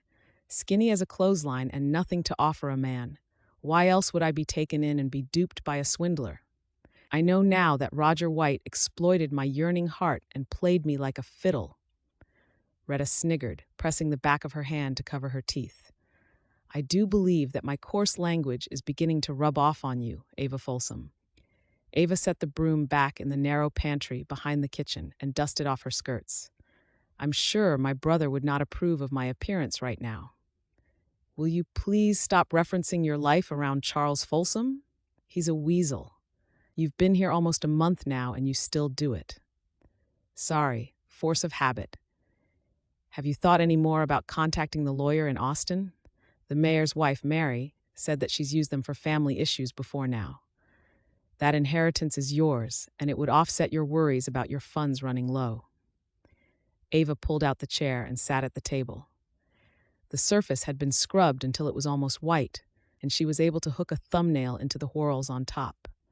She shook her head. My thoughts are still the same. I don't want to alert Charles to my whereabouts. If he were to discover that, he'd surely turn up here and drag me home. I'm alone here. Without the benefit of a husband, I'd have no defense against him, and I know he'd guilt me into going back with him. Retta glanced back over her shoulder. An eyebrow arched in aggravation. How many more times must I remind you that you are not alone? You have me, and you have Lucy for as long as it takes her to earn her fare back home. We're your friends here. We wouldn't abandon you, and the sheriff wouldn't allow any disturbances in his town. You know how shipshape he likes things to be around here. In the past month that she'd been in the town, her interactions with the sheriff had been minimal. Sometimes she'd see him from a distance, or she'd overhear some people talking about a fight he'd broken up, or a scoundrel that he'd arrested. Each time she heard his name, her heart would beat a little bit faster. She'd told herself that it was because she was embarrassed about how she'd behaved the first time she'd met him, or how he'd teased her that day at church. It wasn't because he was tall and handsome. She wasn't allowed to fall in love with anyone again, as she made rash and stupid decisions when she did. I know that you're my friend. I don't know what I'd have done without you. But can we just leave the subject of Charles alone? I'll think of something for work. The back door swung inwards, and Lucy backed in, her arms full of a heavy basket brimming with fresh produce. Roger White's other duped girl had quickly become a firm favorite in the boarding house with her eternal sunny disposition and ready smiles. She blew at the hairs hanging in her face and grinned at Ava. "I'm glad you're here. I have news for you." Ava rose and began to take the vegetables from the basket and put them in the larder. "Is it news or gossip? We never can tell with you." Lucy rolled her eyes and Retta chuckled. "It's news. Well, an opportunity." She removed her bonnet and fanned herself with the material as she cocked her hip against the table. "Mr. Crenshaw from the general store needs some help. After his wife had the fall, she can't do as much about the place, and they've decided that they could do with an extra pair of hands. He was putting the sign in the window when I was there. I told him to take it right back out as you'd take the job, but he said he needed to hear it from the horse's mouth, which is madness because horses can't speak." "A job?" Ava turned her attention to the other woman. Lucy nodded. "Yes, Ava. I told him that you might be interested, though I also heard that old man Evans needed a housekeeper up at the ranch on account of his good-for-nothing wife running off with that circus last month." "Gossip," Ava chided gently. "We don't know the circumstances, so we shouldn't pass judgment." Lucy flopped into the chair and shrugged. "It's so hot I can barely think, let alone judge." Retta dried her hands on the dish rag and put the empty basket away. "It's not gossip if it's true, Ava. Either of those jobs would suit you, and it would buy you a little extra time around here whilst you decide about this inheritance business. Lucy, it gets hotter than this in these parts. Maybe don't wear the bonnet. No one wears them these days anyway. Ava has already offered to make you some lighter dresses if you buy the material." She fisted her hands on her hips as she considered her two charges. "I thought my children moved out years ago. How did I end up with you two as surrogates?" Chapter 9. "So how does that all sound to you?" Roy Crenshaw asked her, his ham-sized hands spread to encompass the shop he'd just given her a whistle-stop tour of. Ava looked about the interior, the batten-board walls adorned with shelves and various stands. Barrels were arranged around the floor, and glass jars filled the back wall behind the counter that doubled up as a sales desk. Candies, spices, herbs, matches, candles, tins, and boxes filled every available space. The job sounded easy enough, serving the customers who came through the door and ensuring that the place wasn't too cluttered. It seemed a jumble to her now, and she was trying to find a sensible way to remember where everything was. Instead of allowing her terror to show through, though, Ava gave the store owner a confident smile. "I think I have it all about right in here." She tapped her temple. "Well, if you get stuck, you be sure to come and find either me or Mrs. Crenshaw. The house is just on through that door right there." He pointed to the door against the corner wall. "Real handy for those times when we're quiet and I can take a load off these old bones." Ava gave a small laugh. "I'm hoping that I can help you both take a load off. I'm very grateful to you for hiring me. Retta assures me you're level-headed and smart, and you've shown that you have a voice in your head. Now, the ledger book for the accounts is here. They're in alphabetical order, mostly. The ranches settle quarterly, the miners monthly. No credit to anyone we don't know. If you don't know them, then you come to find me." Roy told her as he waddled around the counter. The doorbell tinkled above the front door. "And here's your first customer. Howdy, Mason." Ava caught the double take from the sheriff when he spotted her. "Good afternoon, Sheriff." "Roy, Ava. Ava is my new store clerk. She'll be helping now that Mrs. Crenshaw is still incapacitated after that fall." "Nasty business." Roy shook his head and pointed out to Mason's account. "Write what he has down this column, then add it to the running total in that column. Okay?" Ava nodded and thanked him. When Roy disappeared out the back, she tried to recall some of his words, but her memory chose that moment to abandon her. She pressed her fingertips to her mouth when the feeling of overwhelm threatened to swallow her. Movement on her periphery drew her attention to Mason, who was quietly watching her. She cleared her throat and pasted on a smile. "Sorry, did you say something?" His firm mouth twitched. "No, ma'am." His drawl warmed her belly like honey on a hot day. "You shouldn't worry, though. You'll soon get the hang of this." "It's a lot to remember," she admitted. "I'm not sure if I've bitten off more than I can chew here, At least with Mr. Evans, I know how to clean. I did it every day for years for my brother. Only this time, I get paid. Mason set a packet of coffee next to a soap bar on the counter and studied her with bright, curious eyes that made Ava regret not paying more attention to the words that came out of her mouth. She'd made a point to try and keep her business quiet, which was hard in a town when everyone knew the reason she'd arrived here. Only Retta and Lucy were aware of Charles and the real situation she'd fled from. 2 jobs, then. I guess you really are staying on in town. Ava looked for the pen and ink pot that Roy had set under the counter. Of course. I meant what I said. And this brother of yours, Mason cocked his head. Did you get around to letting him know where you were? Ava felt a nervous tightening in her throat, and she had to focus on the letters that swam on the open ledger in front of her. That's, she had to cough to loosen her voice. That's not your concern, Sheriff Kelly.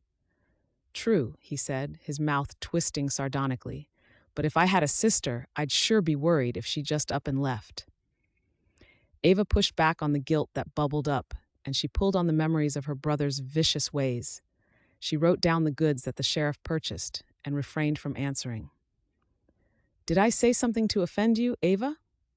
Mason said when she pushed his purchases across the desk mutely. I'm a grown woman, Sheriff Kelly. Ava folded her arms.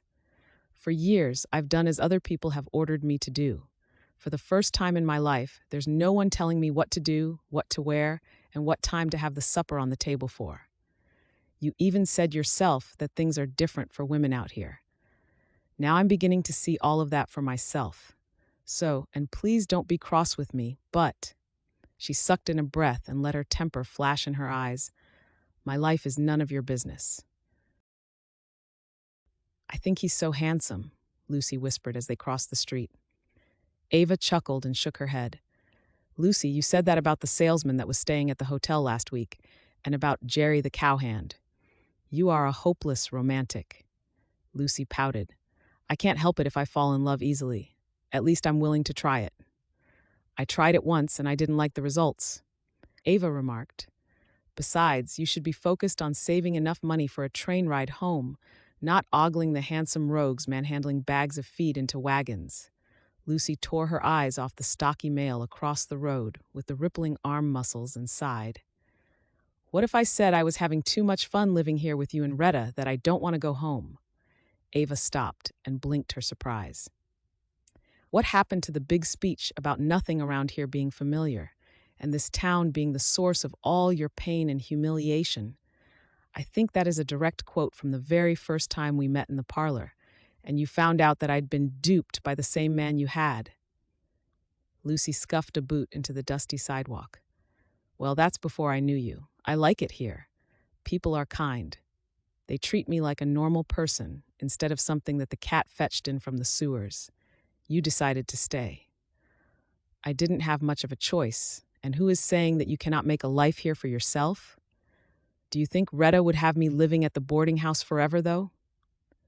Ava tilted her head, her eyes softening at the small voice.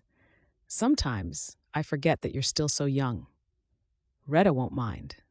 I know she acts like she's cross with you, but I'm certain that she's no pushover. Working and running a business the way that she has in a town like this isn't for the faint-hearted. All I'm saying is that you can take your time in finding a husband if you so wish. Ava began walking again. She paused on the road and waited for 2 riders to go past before she crossed, Lucy trotting behind her. Do you think you'll ever fall in love again? Ava couldn't stop the snort as she rounded the corner, and she sent a telling look over her shoulder. Believe me, Lucy, I shall remain a spinster forever, rather than allow myself to fall in love with a man ever again. Oh, she yelped, jumping back as she collided with the wall of a chest. 2 arms encircled her to help her maintain her balance as she stumbled backward. Her eyes traveled up over the broad chest, strong neck column, and the angled jaw until she was looking in the familiar and amused face of Sheriff Mason Kelly, and she could tell by his expression that he'd just heard every word she'd said. Easy there, Mason drawled, holding her by the tops of her arms as she felt heat flush her cheeks. Lucy stood next to her and giggled, which added to Ava's perturbed state. "Sorry," Ava said in a rush. "I wasn't looking where I was going." "Afternoon, Sheriff Kelly." Lucy swung her skirts and tilted her head coquettishly. Mason took a step back, his dark eyes dancing between the two women. Ava's scowling, flushed face and Lucy's delighted expression. The proprietary gleam in Lucy's eyes made him want to run away. "Afternoon. How are you both?" "We're grand." Lucy bounced on the spot. "Just heading back to the boarding house. Retta is making meatloaf tonight. I met Ava from work. Did you know she has 2 jobs, Sheriff?" "He comes in most days," Ava said out of the side of her mouth, her expression full of apology at the directness of her companion. "To see you?" Lucy's brows waggled. Ava sent the young woman an irritated look. "Why don't you go back to the boarding house, Lucy? I'll be along shortly." Lucy shrugged and said goodbye to the sheriff before she skipped merrily along the sidewalk heading towards the hotel, leaving Ava shaking her head. "I know she means well," Ava said with an exasperated sigh, "but some days she can test the patience of a saint." Mason worked out that Lucy must be Ava's version of Billy Sage and watched as the young maid crossed the road up ahead. "She sure does bring a smile to people's faces, but I can see how it would get a bit too much at times. She sees love wherever she looks. She's obsessed with matching people up when all she wants is to be loved. Maybe I should introduce her to Billy," Mason said as an aside. "Pardon?" Mason waved away his comment.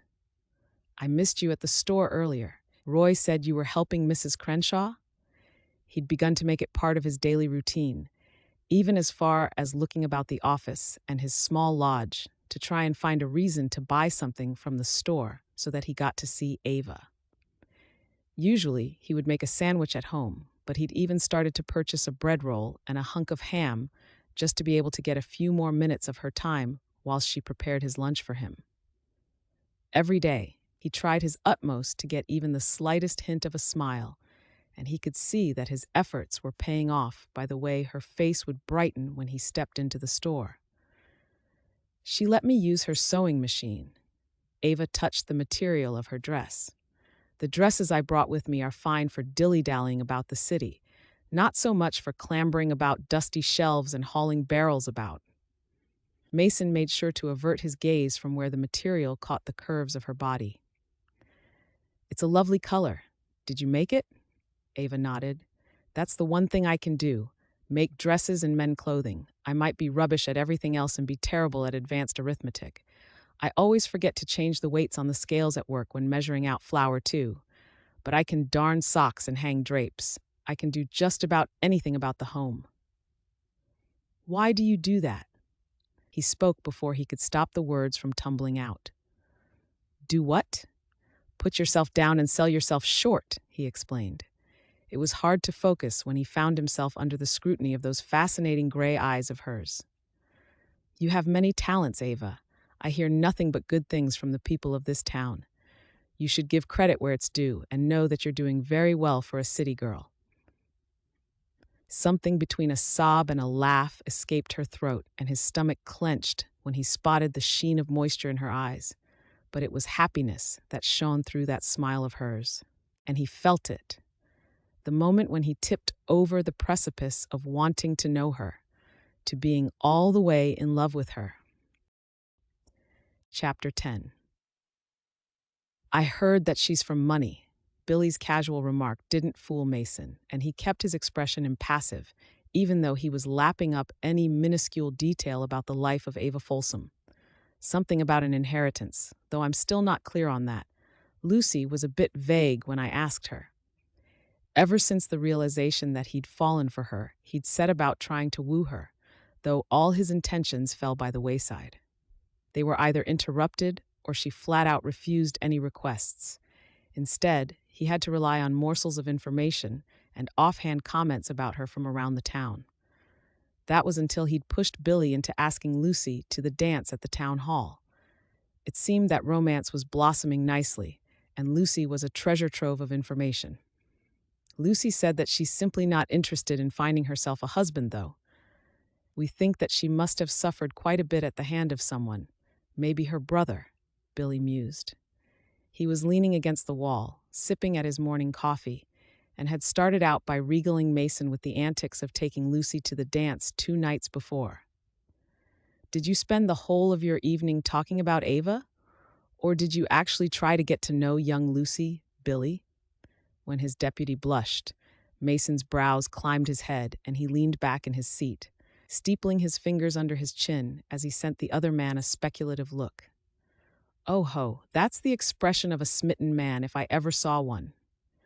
Billy's brows met over his nose and he scowled through the window at his shoulder. I don't know what you're talking about, he muttered into his cup and took a noisy slurp. For months you have ragged on me about the one comment I made over Ava, and now look at you blush after one dance with the lovely Lucy. Billy huffed, shrugged, and sighed. She's a lovely girl, he said, and I like her a lot. She's fun and warm.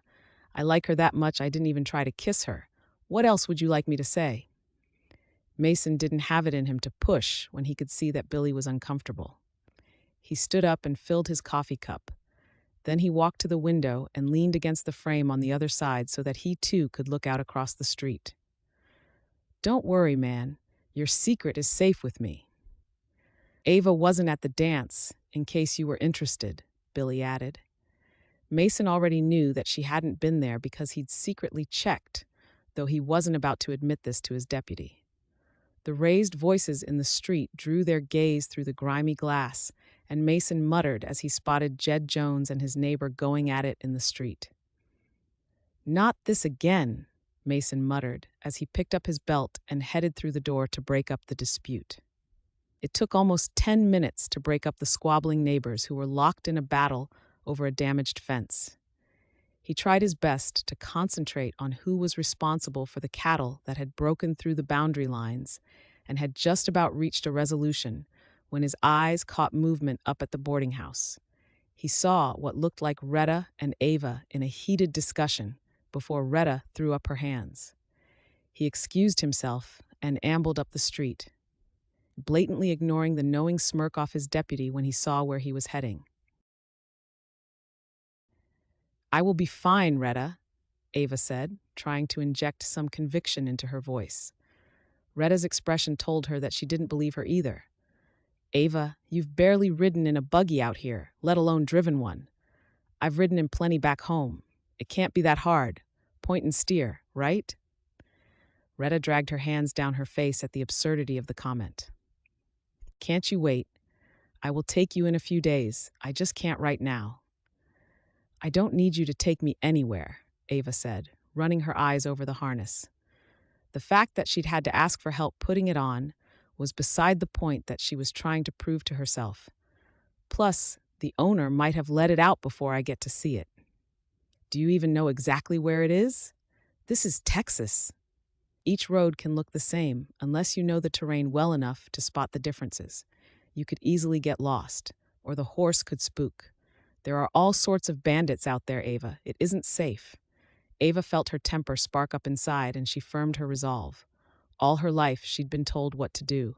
She'd vowed upon deciding to remain here in town that she wouldn't be afraid anymore. I'm sick of being fearful, Retta. I will be fine, I promise. She pulled herself into the buggy, losing her balance when the horse moved at the sudden jolting of someone climbing aboard. Well, that's a fine start, isn't it? Look, you don't understand. Afternoon, ladies. Everything okay? Retta almost wilted in relief, which only served to annoy Ava even more. Sheriff, will you talk some sense into this girl and tell her how dangerous it is to go up to the Roberts cabin, the one up past Dark Creek, alone? Retta added when the sheriff seemed to consider the request. I'm perfectly capable of finding a cabin. Roy drew me a map and I have water. Ava gathered up the reins, the thick leather feeling foreign in her moist hands. The horse began to fidget, causing Ava to rock. Why is it doing that? Mason caught hold of the bridle and smoothed a hand along the glossy neck of the pony to make him stop. They're intuitive herd animals, tuned into danger. He's picking up on your nervous energy, he replied. Ava sighed when Retta turned to her triumphantly. See? Even the horse thinks it's a terrible idea. Ava sagged back against the seat and fought to keep her tears at bay. I can't even get the easiest of things right, she thought as she pressed her lips together to stop them from trembling. Might I ask what's at the Roberts cabin? Mason asked. Before Ava could reply, Retta answered, Miss Independent here has ideas of moving out there to live by herself. All that way. Not a sniff of a house for miles around. It's lunacy. Ava felt herself sinking under the cries of Retta. I would get a dog, a gun if I had to, she said. Retta growled and shook her head. Ava hated knowing that she'd annoyed Retta so much, but ever since she'd heard about the cabin, it had been in her mind like an itch she couldn't scratch.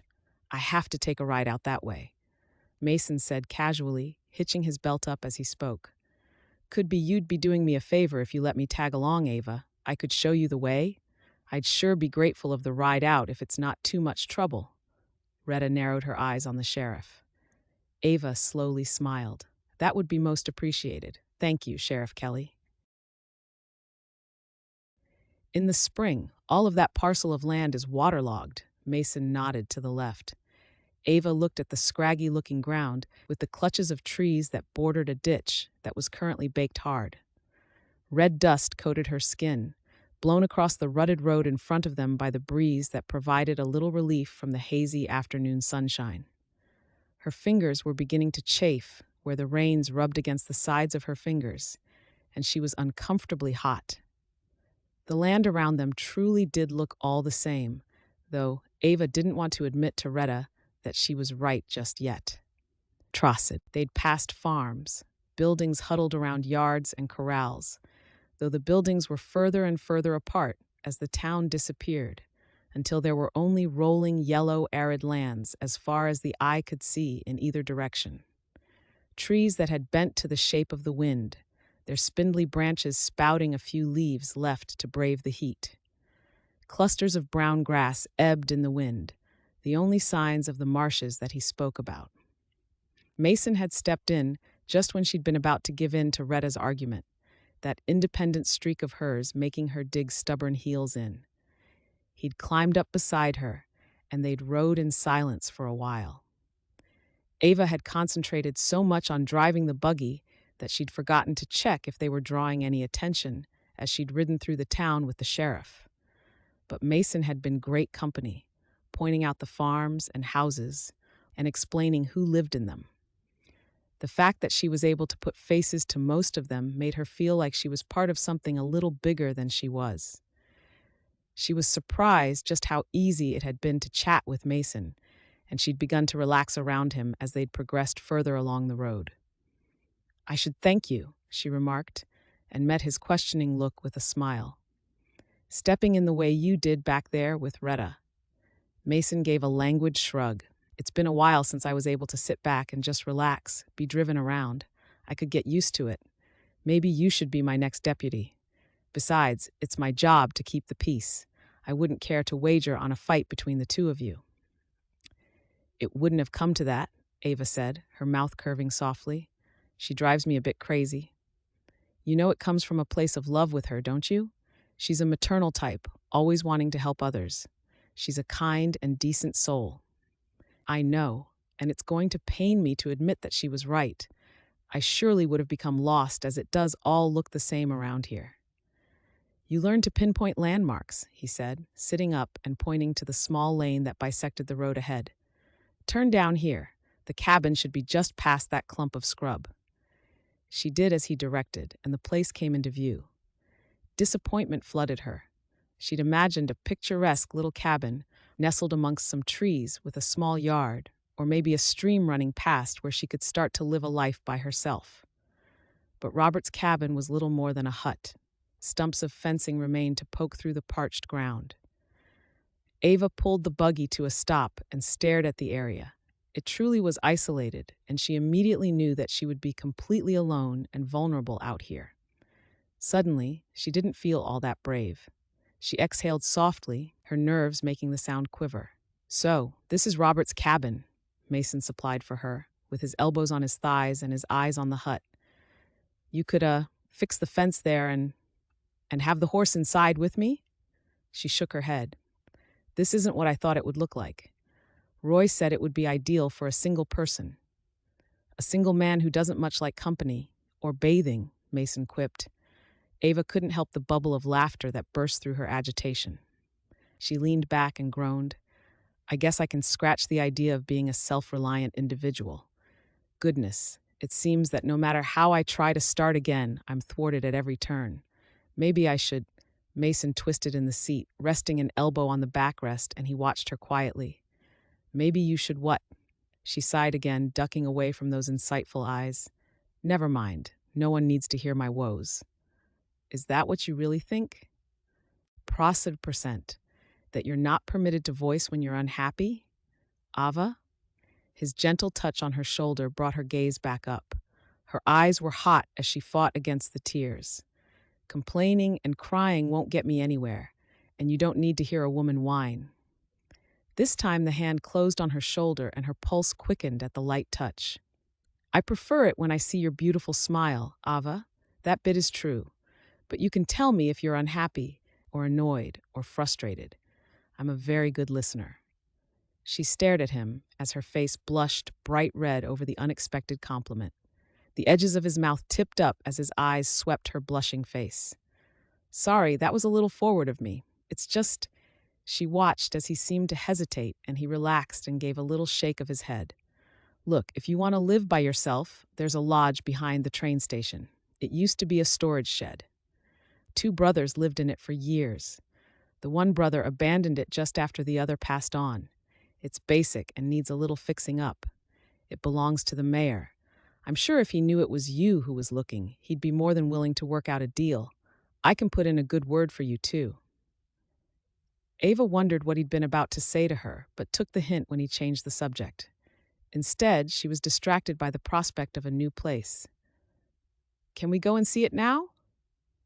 Mason sat back and faced forward, a low chuckle deep in his throat as he settled back and folded his arms. I'm just along for the ride, ma'am. You're the one who's driving. Chapter 11. So, what do you think? Ava followed the mayor and Mason out into the late afternoon sunshine and had to narrow her eyes against the sudden glare. Her nose itched from the dust motes that had been disturbed by their booted feet as she'd been shown about the small cabin. She sucked in a lungful of fresh air to rid her body of the damp, stagnant one that she'd been breathing in. The lodge consisted of a single room that had a stove and a sink in the corner, and room for a table and a couch under the front window space. Towards the back was a single bedroom. It was small, dingy, dirty, and compact. Ava grinned at the mayor. I'll take it. He raised a dubious brow. You sure? She dusted her hands off on her skirt and nodded empathically. Yes, it's perfect. As long as you're happy to offset some of the rent with housekeeping duties like you said. Mayor Raleigh held out his hand and Ava pumped it. Then we have an accord, my dear. Here's the key. I'll stop by in a day or so. See how you're getting on. Then we can have a chat about when you can come up to the house. My wife knows more of what needs to be done about the place than I do. Mason. He dipped his chin in a farewell and ambled back to where he'd left his wagon in the shade.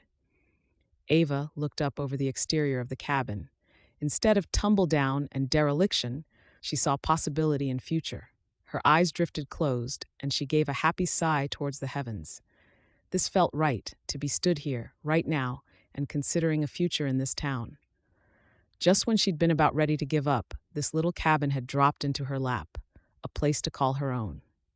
Are you okay? Mason asked her quietly. Ava lifted her head, her smile blossoming. Better than okay, Mason. This is my place. I feel it in here. She tapped her fingers to her chest. You were right in that it needs a little effort to bring it back into a habitable state, but it's nothing a little hard work and elbow grease can't sort out. Thank you for this. It means more than I can express right now. Mason frowned and patted her shoulder rather awkwardly. Don't mention it. Happy to help. No, really. You've been exceptional since I arrived here, stepping in today like you did to help. Narrow Cross Town is lucky to have you at its service. She heard his sigh and turned back to see a strange look upon his face. Sure, that's why I do it, all part of the job. I'd best be getting back to it. Do you need any help taking the horse and wagon back?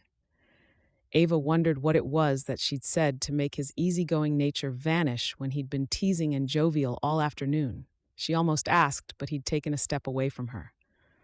I can manage, thank you. And again, thanks for your help.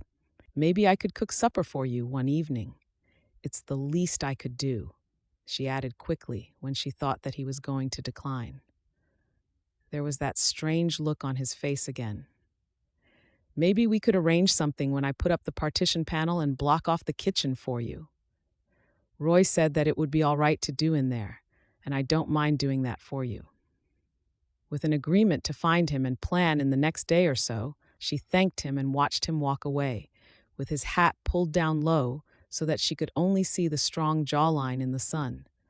The afternoon with him had passed quickly, and she'd not had any nerves that she sometimes had when speaking to others. Conversation with him had been easy, spontaneous, and he'd made her laugh, despite the disappointment over the hut. Her heart squeezed as she found herself wondering when she would see him again. Tearing her gaze from his retreating back, she scurried back inside and lied and leaned against the closed door. She didn't have time to be analyzing her feelings over the sheriff. She'd made a promise not to allow her heart to rule her head ever again. It wouldn't serve her to be yearning for a man who'd seen her at her worst and knew that she'd be made such a fool of. Instead, she walked through the cabin once more. It felt surreal to think that this was going to be her space. She made mental notes as she walked, what would look nice in that corner, or what color drapes she'd have across the bedroom windows. Of course, everything would be done on a strict budget because she didn't have much money. Ava drew up short, her heart beginning to pound.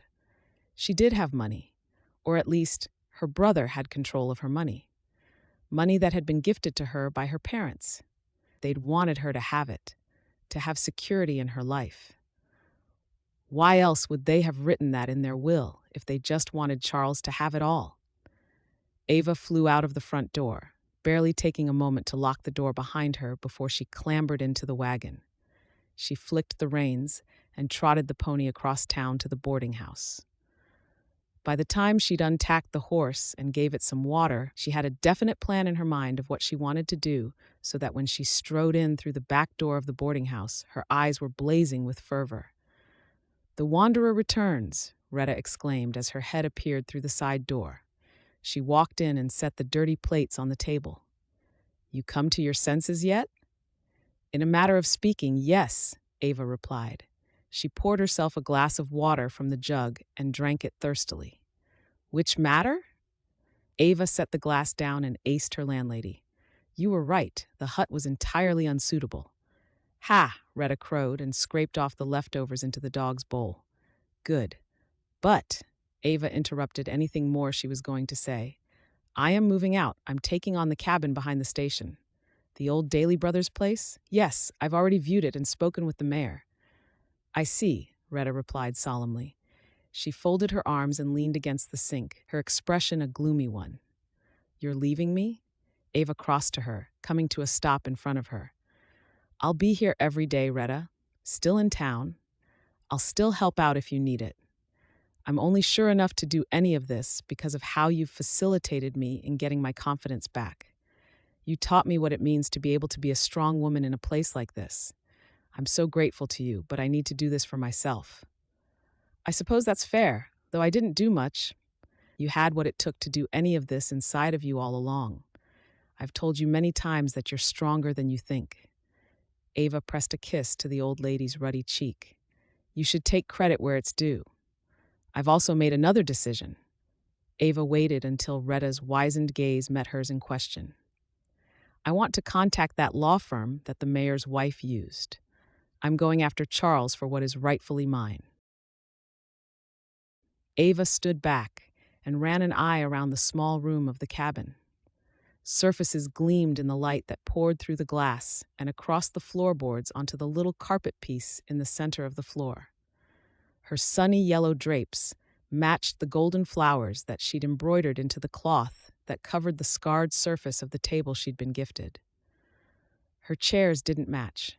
The drawers of one of the cabinets stuck despite waxing the runners as she'd been shown by Retta, and the handles on it were odd.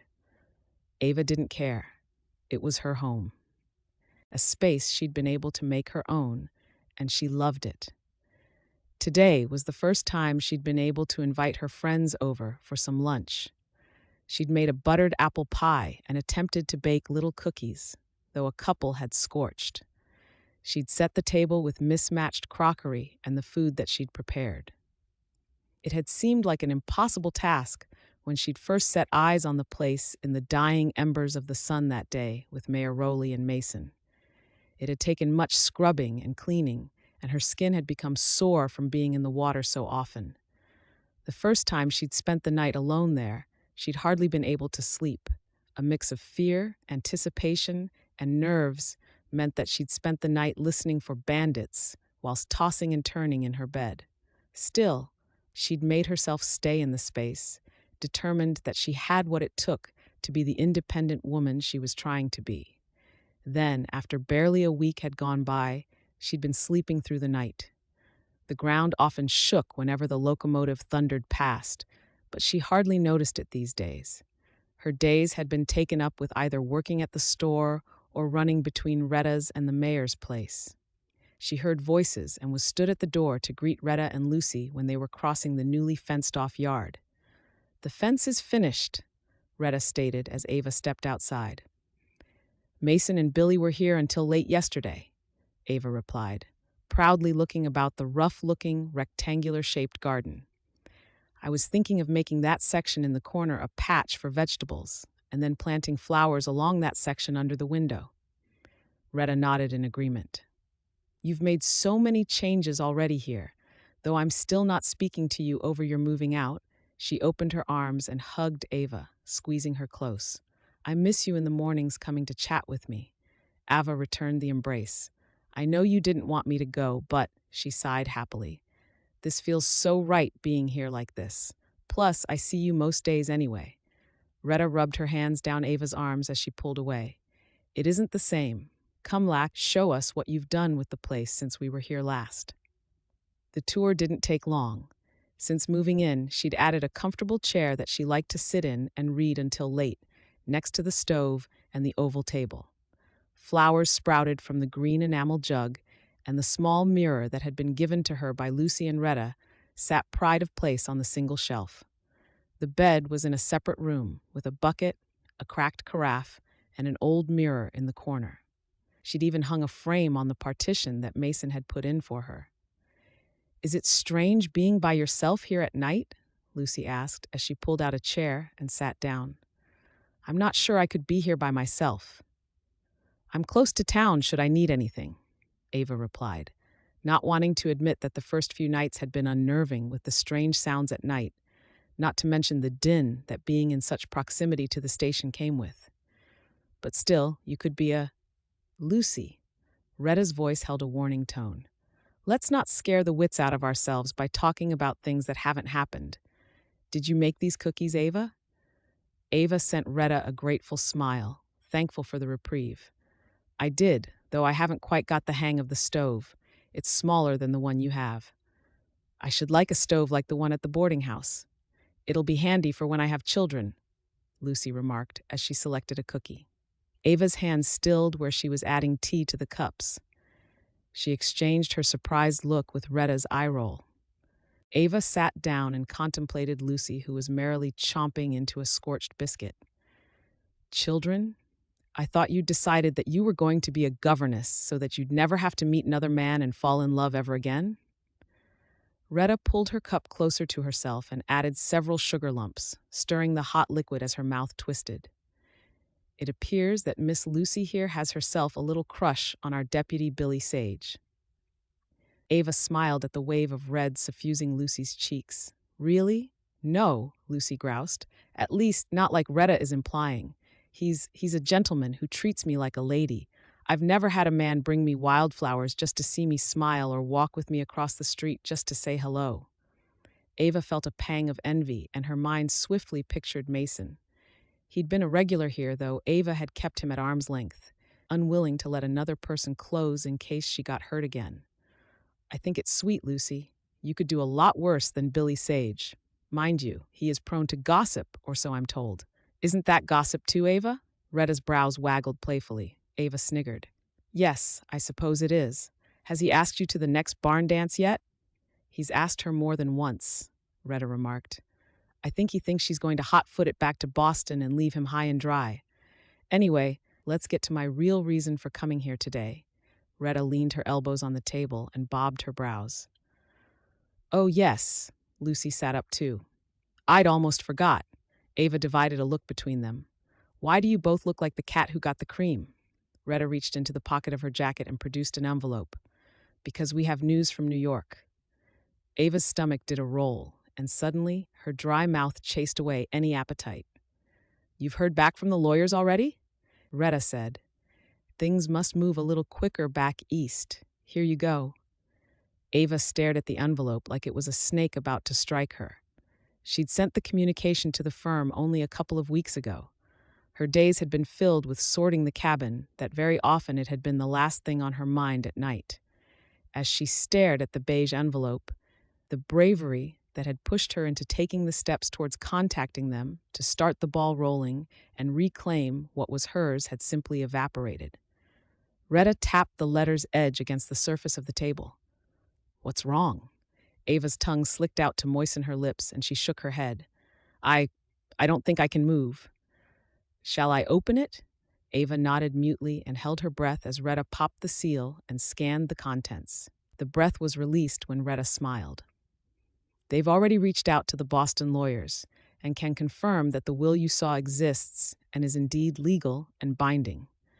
They're happy to accept the money that you sent to them in payment, and this note is to confirm that they're acting on your behalf. They've sent a communication to your brother and now await his response to your claim. They'll have to send the funds to Copper Ridge Bank, though. I can't believe it. I was sure that they'd refuse me. Retta folded the telegram and tucked it back into the envelope before placing it down on the table. I don't think that they're so fussy about where they get their work from, as long as you can afford it. Maybe with the Mary Rowley's endorsement, they knew that your claim was legitimate. I bet your brother won't be best pleased, Lucy said casually as she picked up another biscuit. Ava jolted and rolled her lips inwards to stem her tears. In truth, I'm trying not to think about it. Ava knew full well that Charles would be furious with her for both leaving and for having the audacity to ask for her share of their family's wealth. He won't know where I am, though, so I think that eases my concerns. Retta suggested that I ask Mary Rowley and her lawyers to keep my details anonymous. Lucy opened her mouth to say something further, but Retta interrupted her. Didn't you want to ask Ava something, Lucy? Oh, yes, I was going to ask you if you could help me alter my blue dress, Lucy asked earnestly as she sat up. For the dance. Of course I can. Ava smiled kindly at Retta's skillful subject change once more. I can take a look in a little while. Retta, how are things at the boarding house? What of the salesman from Red Wing? Retta told her about the guests who were occupying the rooms, and Ava enjoyed the chat with her friends. They measured Lucy's dress and agreed with the alterations that Ava would do for her. It was refreshing to be able to relax in good company without having to think of an agenda or worry that someone would be home soon, and she'd need to get supper on. Then, all too soon, they were on the doorstep and making plans for meeting the following week. The commotion at the end of the road drew their attention, and Retta took a few steps towards the space where the yard met the main street. She called to someone who was racing past, who answered back in a yell. Ava couldn't make out the garbled response, but the incisive gaze that Retta sent her way gave her pause. What is it? Ava asked, taking a step towards where Retta stood. There's been a gunfight, Ava. It's Mason. He's been shot. Chapter 12. Ava had known fear. She'd lived with anxiety. But as she ran along the dusty road with her heart heavy, she felt like she was running through syrup. Panic pressed in on her. He's been shot. She hadn't waited for an explanation. She hadn't even closed the door. She'd simply run towards the sheriff's office. Her mind pleaded for him to be alive. She'd lived in this town long enough to know that gunshot wounds were a hazard that had to be lived with. More so when your job meant that sometimes you had to deal with some undesirables. She'd simply not allowed herself to think about life in the West, But it seemed that all of those violent stories she'd heard of when she'd been writing to Roger now clamored for attention in her mind. When she burst through the office door, though, her chest felt like it was going to explode. She skidded to a stop in the middle of the floor. Dr. Winters whirled on her, patting his chest awkwardly. "Ava, you startled me." Her ardent gaze fell upon the man in the seat next to him. Retta and Lucy came tumbling through the door behind her as she took a step closer. Mason's astonishment slid to pleasure as he gave her a lethargic smile. His shirt sleeve had been torn and she could see the stains from his injury, yet his eyes danced when he watched her. "You're alive," she breathed, crossing to him, relief flooding her. "He sure is," Doc remarked, setting his steel tools back into the black leather pouch. "Just a graze in his arm. Few stitches and he's as good as new." "Thanks, Doc," Mason replied. Ava caught the grimace of pain as he stood up to shake the doctor's hand. "Everything okay, Ava? You looked a bit worried when you came in," he asked as the doc lifted his hat in greeting Retta and Lucy. "She heard you'd been shot, and she took off like a prairie wind to find you," Lucy announced cheerfully. "Is Billy okay?" Mason blinked in amazement at the admission and cocked his head, his eyes twinkling when he looked at Ava anew. "He's out the back, tending to the horses. It's just a flesh wound. I don't move as fast as I used to, and didn't get out the way," he said. "You were worried about me?" Ava scowled at Lucy as she skipped past her towards the back, and realized now that she must look like a fool once more. She'd sprinted through the streets, uncaring about being seen. Her only thought had been to get to him. She clasped a hand to her throat as she tried to think of a reasonable explanation, but none were forthcoming. "I have to go," she muttered and bolted back through the door. She blinked at the evening sunlight and wrapped her arms about her middle. Her eyes burned hot and dry, just like the scorched earth beneath her feet. She headed home, feet heavy with the realization that she'd broken a promise to herself and fallen in love with the sheriff of Narrow Cross. "Should I go after her?" Mason asked, joining Retta on the thoroughfare outside his office. He raised his good hand to shield his eyes from the setting sun. Retta sighed. "Not right now. Maybe later. She's had a bit of a day. That on top of the shock of finding out about you, it's probably a bit much for her right now." "What do you mean?" "You know that she's going after her brother, right?" Retta asked, then continued when Mason nodded. "She's heard today that it's all been set in motion and they've contacted her brother." "Is she worried about him?" Retta shook her head. "He won't know where she is, but I think that anything to do with her old life unnerves her. Then she must deal with what happened to you too. Though the way I heard it, you were much worse off." Her kind brown eyes searched his face. Mason watched Ava round the corner ahead, a deep frown creasing his forehead. "I should go and check that she's all right. Show her that it's just a wound and that sometimes people like to embellish stories to make them sound better." She rubbed a maternal hand down his arm. "You should be taking things easy, Mason. You look all waxy and pale. You sure that you're okay?" His arm throbbed and his pride stung, but mostly he just wanted to see Ava. She always soothed him. "Can you let Billy know where I went, please, Retta? Tell him I won't be long." "All right," Retta said, and watched him walk away and wondered which of the two of them would be the first to admit their feelings to the other. He found her leaning on the top railing of the tiny paddock that he and Billy had added onto the side of the cabin. He could have sworn that he heard her voice, but she'd straightened up before he could get closer to her. "Were you talking to your horse?" She shook her head slowly but smiled. "Sometimes I think my horse is the only one who listens to me," Mason chuckled. "What are you doing here?" He hooked his thumbs into his belt, then grimaced when his arm protested, and he let it hang limply down. "You rushed off. After you'd rushed in," he gestured away from him. "I wouldn't be doing my job if I didn't check on my people." She seemed to flinch from those words, and he longed to take them back, have the yearning back where it had been. "Thank you for doing your job, Sheriff, but I'm quite fine, thank you." He used his good arm to catch her on the way past. "Ava, what is it?" She looked up at him, eyes stormy and tumultuous, and his heart squeezed. She hesitated, and then let out a small, derisive laugh. I'm a fool, Mason. Possibly the biggest fool out there. Maybe my brother was right all along, and I'm not to be trusted to make my own decisions. He tightened his grip slightly when she tried to pull away from him. For a start, you're not a fool, Ava. You're brave and kind and beautiful.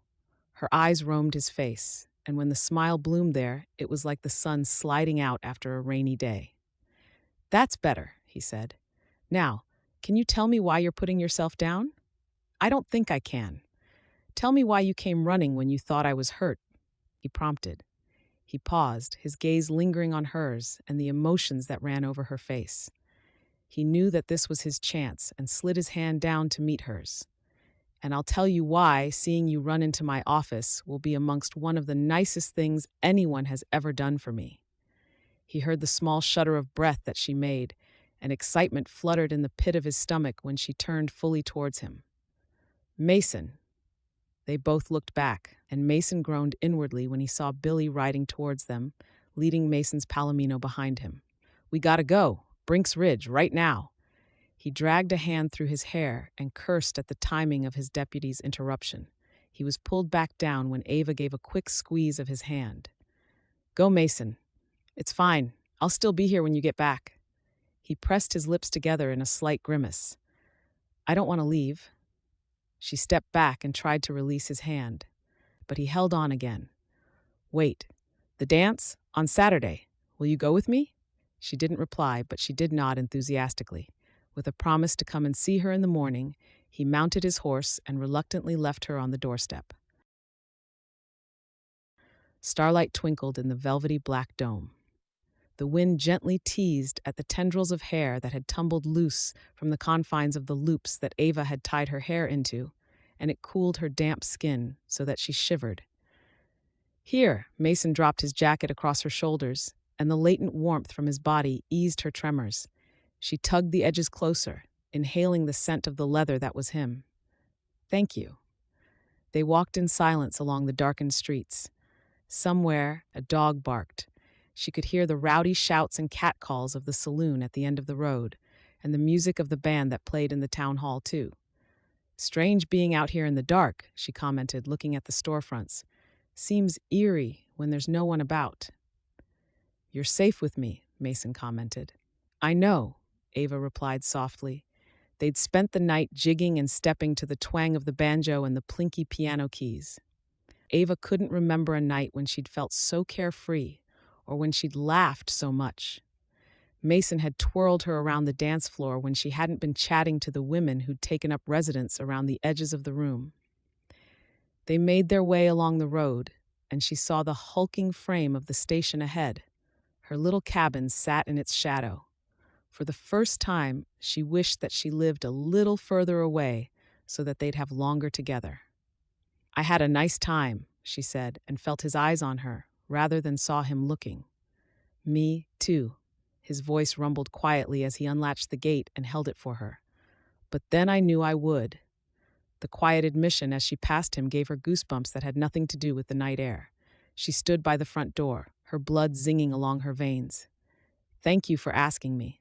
The pleasure was all mine, he husked gently. His warm breath fanned her skin. Go on inside now.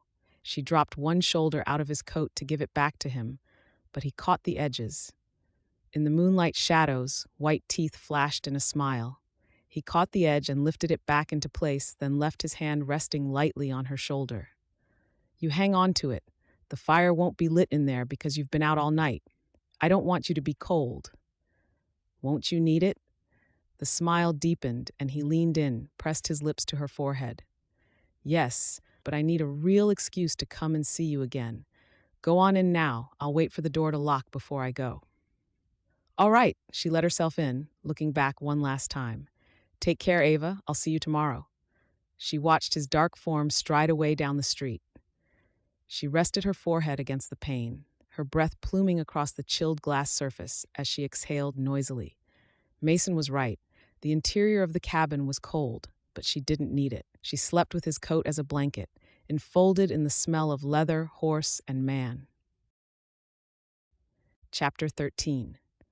How was the picnic yesterday? Ava couldn't help the wide smile that slid onto her face. Oh, you know. Ava leaned across the store countertop and set her chin on her fist. Pretty much perfect. Lucy clapped her hands and bounced on the spot. Oh, I knew it. I knew as soon as you told me that he'd asked you. Where did you go? Out to the creek.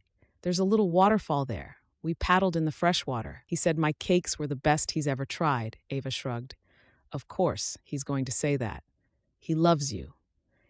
Ava straightened up and shook her head dubiously. He hasn't said as much. I mean, we've spent lots of time together, but there haven't been any such declarations. Lucy stopped her browsing and speared Ava with a look. You love him, don't you? Ava wasn't perturbed by the direct question. She was used to Lucy's directness by now. Yet still, how could she answer something that she was having trouble with making straight in her head? She loved Mason Kelly. She knew that she did, but something inside her made her hold back blurting it out. She knew that he was a good, kind, and polite man, but hadn't Roger White also appeared to be the same? And that sneaky thought had made her feel underhand when it first popped into her mind. Mason always said that his job came first. And would she be able to handle a repeat of the day that she thought he'd been shot? Could she marry a man whose job meant that he had to face unscrupulous men with violent tendencies? She wasn't sure she could handle the stress of it. But then again, if he didn't do the job, would Mason be happy? She knew that he was proud of what he did. He'd told her as much. I don't know, Lucy, she said now. She knew if she admitted it to her, then Billy would know within the hour. I'm trying to take things one step at a time, seeing how what happened the last time I was involved with a man. It makes you think twice. Lucy waved a dismissive hand. Roger White was a catalyst to get you here so that you'd fall in love with Mason Kelly. Besides, you've seen the handsome sheriff at least once a day since the dance, and that was well over a month ago. That's true. Gosh, has it only been a month? It seemed that Mason had stopped looking for reasons to visit her now, and he simply stopped by to say hello whenever he could. Maybe Lucy was right, though she'd rather not have suffered the humiliation and anguish that Roger White had put her through. Lucy nodded. When it's right, time seems to stop meaning anything, don't you think? It's like that with Billy and me. Can you believe that we've both found love out here when we came to meet someone else? No, it seems so surreal. I suppose it was just meant to be. I'd best get on. Mr. Crenshaw has left me a long list of tasks to get done before he gets back. Okay, I should get back too. Retta only sent me here for matches. Lucy lifted her hand as she skipped her way to the door. Are we still coming for supper tomorrow? Yes, I finish here at 4. Great, see you then. The doorbell tinkled and Ava laughed, thankful for the silence now that Lucy had gone. The young girl had become a firm and fast friend, and Retta had become like family. It seemed strange to think that she'd only been in town a matter of months, and yet so much had changed, nothing more so than how she felt inside. Ava shook her head and smiled. It was hard to think that Lucy was set to marry Billy in just a few weeks. A September wedding would be such a lovely time of the year. Retta said that the heat would decline slightly, and they could roll it into the harvest time too. Prosody right. She set the broom aside and lifted the crate holding the sugar boxes when the doorbell tinkled once again. Did you forget something? Ava called out without looking up, thinking that Lucy would do her usual activity and come barreling back into the shop after Retta had put a flea in her ear. When there was no reply, Ava turned to see who it was. Her insides turned to water, and the crate she was holding crashed to the floor when everything inside her went slack. You could say that, Charles Folsom replied, his cold voice dripping with disdain. Though it would appear that it's you who's forgotten something, Ava. Like where you belong. Do you know how long it's taken me to track you down? Chapter 14. Ava stared wide-eyed at her brother. He seemed to fill the space, and she shook her head slowly back and forth. She wanted to pinch herself, to wake up from the terrible dream and know that she was safe. But her brother didn't disappear. Instead, he strolled about the store, picking up and then tossing the items back carelessly. So, this is where you chose to hide out, Ava. Truth be told, I expected to find you in a city somewhere, holed up and selling yourself to any willing participants. But then, he arched a brow as he swept a hard stare down her attire. You'd be hard-pressed to find one of those. Still, it pleases me to see you're still alive, sister. Uncontrolled tears slid down her cheeks, and she pressed a trembling hand to her lips. She wanted to run, to flee, but her body seemed to be frozen to the spot. Could she get through the back door before he caught her? Could she make it down the road to Mason, to Retta? Charles rounded on her, fury glinting in his eyes. Answer me, you simpleton. She opened her mouth, but no words came out. The tin in his hand exploded against the far wall as he threw it. Look what you made me do, all because you're too stupid to speak. You dragged me to this backwater hellhole. I had to stay in a dingy bed in the hotel and be kept awake most of the night by the imbecile cowhands singing and hollering like they didn't have a care in the world. And you cannot even say hello to me? Ava shrank back as he advanced on her, turning her body. How did you find me? Charles drew to a stop in front of her, leaning in as she cowered back. It's amazing what information you can buy when you have the money, especially when your ungrateful sister, who'd vanished off the face of the earth, decides to lie and cheat her way into my money through a so-called lawyer. I got what I needed from them, and then had to get all the way across here so that I could see your cunning face for myself. If only she hadn't decided to try for her inheritance. Charles, please, she whispered. Stupid girl, Charles snapped and shoved at her. It had been so long since she'd been physically hurt that the motion took her breath away. Anger imploded and obliterated her fear. She cocked her head as she glared at him. I'm not a girl, she ground out as her flinty gaze met his. I saw the will that you'd secreted away, that you'd kept from me and used it to hold me as a pitiful servant. Our inheritance. Ours. Papa put me in charge of you, and a good job, too. You would have given our last dime to that idiot Colin the moment my back was turned when I was in school. That's why I chose to finish school in New York. You couldn't be trusted with any family money then, no more than you can now. You didn't give me that choice. You led me a merry dance by hiding that document. I didn't hide it, he snarled. I kept it safe for your own good. You are not getting a single penny of my money. You'll squander it on some idiot hick, and then you'll be sorry. Ava's nostrils flared, and she felt her face redden as she seethed. Don't you think that it's my choice, Charles? You seem to think that you own me. You don't. You're my brother, that's all. Not a husband or an owner. Who would want you when you're dressed like this? Don't they own mirrors in this shanty? You look dreadful, Ava. Ava folded her arms and lifted a brow. Have you quite finished? You're coming back with me, Ava. Back where you belong.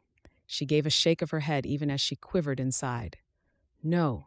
Charles blinked at her, a divot appearing between his brows as he stared at her. What do you mean, no? I came to get you, to bring you back and talk some sense into you. Then you've had a wasted trip. Charles's mouth dropped open, and Ava saw the instant his control snapped. His mouth twisted, and he lunged for her. He gripped the scruff of her neck and her arm as he snarled. You're coming home with me. Ava lashed out, connecting with solid flesh, and the backhanded blow made her see stars. Her brother hauled her up by the back of her dress, and she yelled at him, clawing so that he had to clamp her arms to her sides. The quietly lethal tone made them both freeze. Let her go. Afternoon, Sheriff. Mason turned when the door opened and sent Virgil Krantz, the hotel owner, a brief smile. Virgil, how are you? Fine, thank you. Thought I'd stop by. I'd have been here sooner, but this morning has been bedlam. You mentioned keeping an eye for any bookings by the name of Charles Folsom. Mason froze. That's right. Mrs. Krantz mentioned it this morning that we had a late arrival last night. A walk-in. Unpleasant fellow. Wouldn't give his first name but insisted that he be called Mr. Folsom by the wife. Might be a coincidence, but thought it worth mentioning. Where is he now? Virgil shrugged. Haven't seen him yet today? Who is he? Should we be concerned? Mason forced a smile on his face, even as he was reaching for his hat and belt. Nothing to worry about. Thanks for the heads up. I appreciate it more than you realize. He didn't even wait for the door to close before he bellowed for Billy to follow him. Folsom was an unusual name. It might be a coincidence. When it came to Ava, he'd rather be safe than sorry. Breath-heaving, Charles whirled on the voice from behind them. "Stay out of this, cowboy," he replied. Ava angled her head back and saw Mason where he filled the entrance behind the counter. "Mason," she murmured and saw him tense at the pleading. "It's fine, Ava. I'm asking you again, Charles. Let her go." Mason's lips were white, his eyes blazing with fury. "Know that if I have to ask a third time, I won't be so polite." "First name terms with the locals, sister dear?" Charles sneered.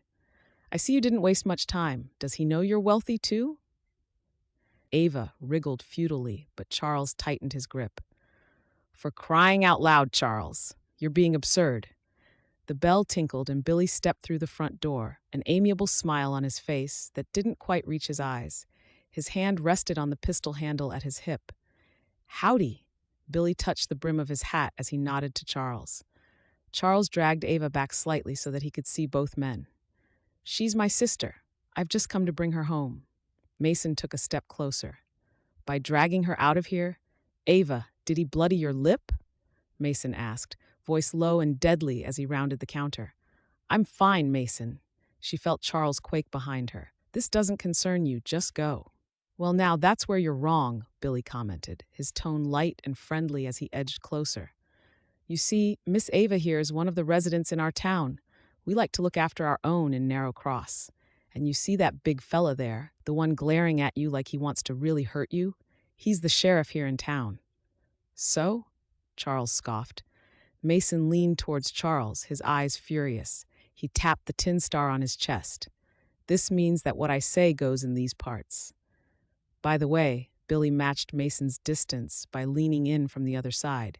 "He's the sheriff who also happens to be courting your sister, so you might want to do as he says and let the young lady go free, Mr. Folsom." "You let this ingrate touch you, Ava," Charles mocked his sister. Ava twisted in his grip, but the sudden flurry of activity as pistols were aimed at her brother meant that she was released quickly. She sucked in a breath. Her knees gave way, though the strong arm around her waist caught her before she hit the ground. "I got you," Mason whispered and held her close. Charles protested when Billy slapped on a pair of handcuffs. "Billy, take him across the street. I'll be there shortly." "Ava, call off your dogs, for goodness sake. This is all your fault, you blasted woman. Ow." He cupped a hand to the side of his head when Billy smacked him. "Mind your language when there are ladies present," Billy scolded him. "Out you go." "Wait, Ava, tell them that there's been a mistake." Charles grabbed the frame with both hands. Ava leaned her head against Mason's chest as she glared at her brother. "There's no mistake, Charles. I'm never coming back with you. This is my home now, and I will be coming for my share of the inheritance, whether you like it or not." Ava watched as Billy frog-marched Charles across the road. She could tell that her brother was still trying to argue with the deputy, but to no avail. Mason tipped her face up to his, eyes searching. The pat of his thumb wiped at the blood in the corner of her mouth. "The hardest thing I've had to do is to resist tearing him limb from limb." "Are you okay?" Ava swallowed, the trembling taking hold of her now. "Not really, but I will be." "How did you know to come here?" "I asked a few people to keep an eye for a man named Folsom coming to town as soon as you said you were going for him. I guessed if he was as determined as you said, then he might work things out for himself, and I wanted to be prepared." Ava's eyes softened with tears. "Well, that was very proactive, Sheriff Kelly." His lips tipped up on one side. "I didn't get where I am today by my good looks alone, Miss Folsom. Did he hurt you?" Any pain was long forgotten when he looked at her the way he was right now, like she was the most precious thing to him. She shook her head. "What will you do with him?" Mason cupped her face in his hands. "Even when he's done what he has, you're still worried about him?" Ava pressed her hands to the backs of his as she shrugged. "He's not a good man, I don't think, Mason. He's angry and he doesn't know how to behave." "You amaze me. To forgive. I think you're wonderful. It's no wonder I've fallen for you the way that I have." Her eyes brightened as she stared at him. Her lips parted and his gaze dropped to her mouth. Her breath caught as his head lowered and captured her mouth lightly. Her eyes drifted closed, and she leaned into the kiss, sliding his arms around his neck as she pressed onto the tips of her toes. His fingers slid into her hair, and he cradled her head to him, breaking the kiss to hold her gently. "I've pictured doing that to you many times, though never once were we in the mercantile store," he said. Ava laughed against his throat. "How many times?" "Oh, since about the first moment I saw you." Startled, Ava leaned back, her eyes dancing between his. "Is that the truth?" He tilted his head, swept back a strand of hair, and tucked it behind her ear. "Have I ever lied to you?" She shook her head. "No, you haven't. Maybe that's why I've fallen for you the way I have." His head dipped for another kiss. "I'll never tire of doing that. I love you, Ava." She laid her head on his chest, "And I'll never tire of hearing that. I love you too." Chapter 15. He's gone? Mason nodded, his mouth quirking in that lazy way that belied the strong heart and keen mind within. "I put him on the train myself. You can relax now." Ava sighed and felt her tension ebb slightly. "I couldn't see him off, though I'm sure he was expecting me to." Mason remained tight-lipped. Instead, he slipped an arm around her shoulder and pulled her closer to him. They were sat on the bench under his kitchen window, the sun already beginning to slide into the tree line. "I'm sorry that you had to see that part of my life." Mason rubbed his chin across the crown of her head. "No need to apologize. I think it just made me realize why you fell for Roger White so easily. Anything must have seemed like an escape from the life you had with your brother." She was quiet for a few minutes. "It still isn't over, though, is it? Maybe I should just let sleeping dogs lie? He already knows that I'm not going back there. He can keep his stinking inheritance. It's up to you. You should know that you've got the backing of your friends here, and me, of course. And now the mayor." Ava straightened up. "What does Mayor Rowley have to do with it?" His dark brow twitched. "I told him what your brother said about this town being full of rascals and morons. He wasn't best pleased, and so is contacting some of his friends, including one who's a wealthy client of the same law practice that is representing your brother. I really can't see Charles resisting too much longer, especially if his legal advisor is suddenly withdrawn. From what Rowley was saying, it's only a matter of time before Charles struggles to find any decent firm willing to work for him once word is spread about his nefarious ways. If he doesn't have the law on his side, then he shall have to concede defeat. Then you can get everything sorted and finally cut ties with him for good, which means you can live your life and be free to make your own choices." Ava's head fell back for a moment, and she closed her eyes. Mason caught her hand and pressed it to his chest. "Are you all right?" When she lifted her head, gratitude shone in her eyes. "More than all right. For a time, I wasn't sure if I'd made the right choice in coming here, even after I'd discovered the depth of treachery from Roger. But right now, I feel blessed to have found you. It feels as if this is where I was meant to end up. Here with you, sat under this amazing blue sky, basking in the embers of the sun with the man who fits me like he was made for me." Mason kissed the backs of her knuckles. "Would now be a good time to talk about our future, then?" Her lips formed an oval of surprise. "I thought you brought me here so we could have supper together." "That, too."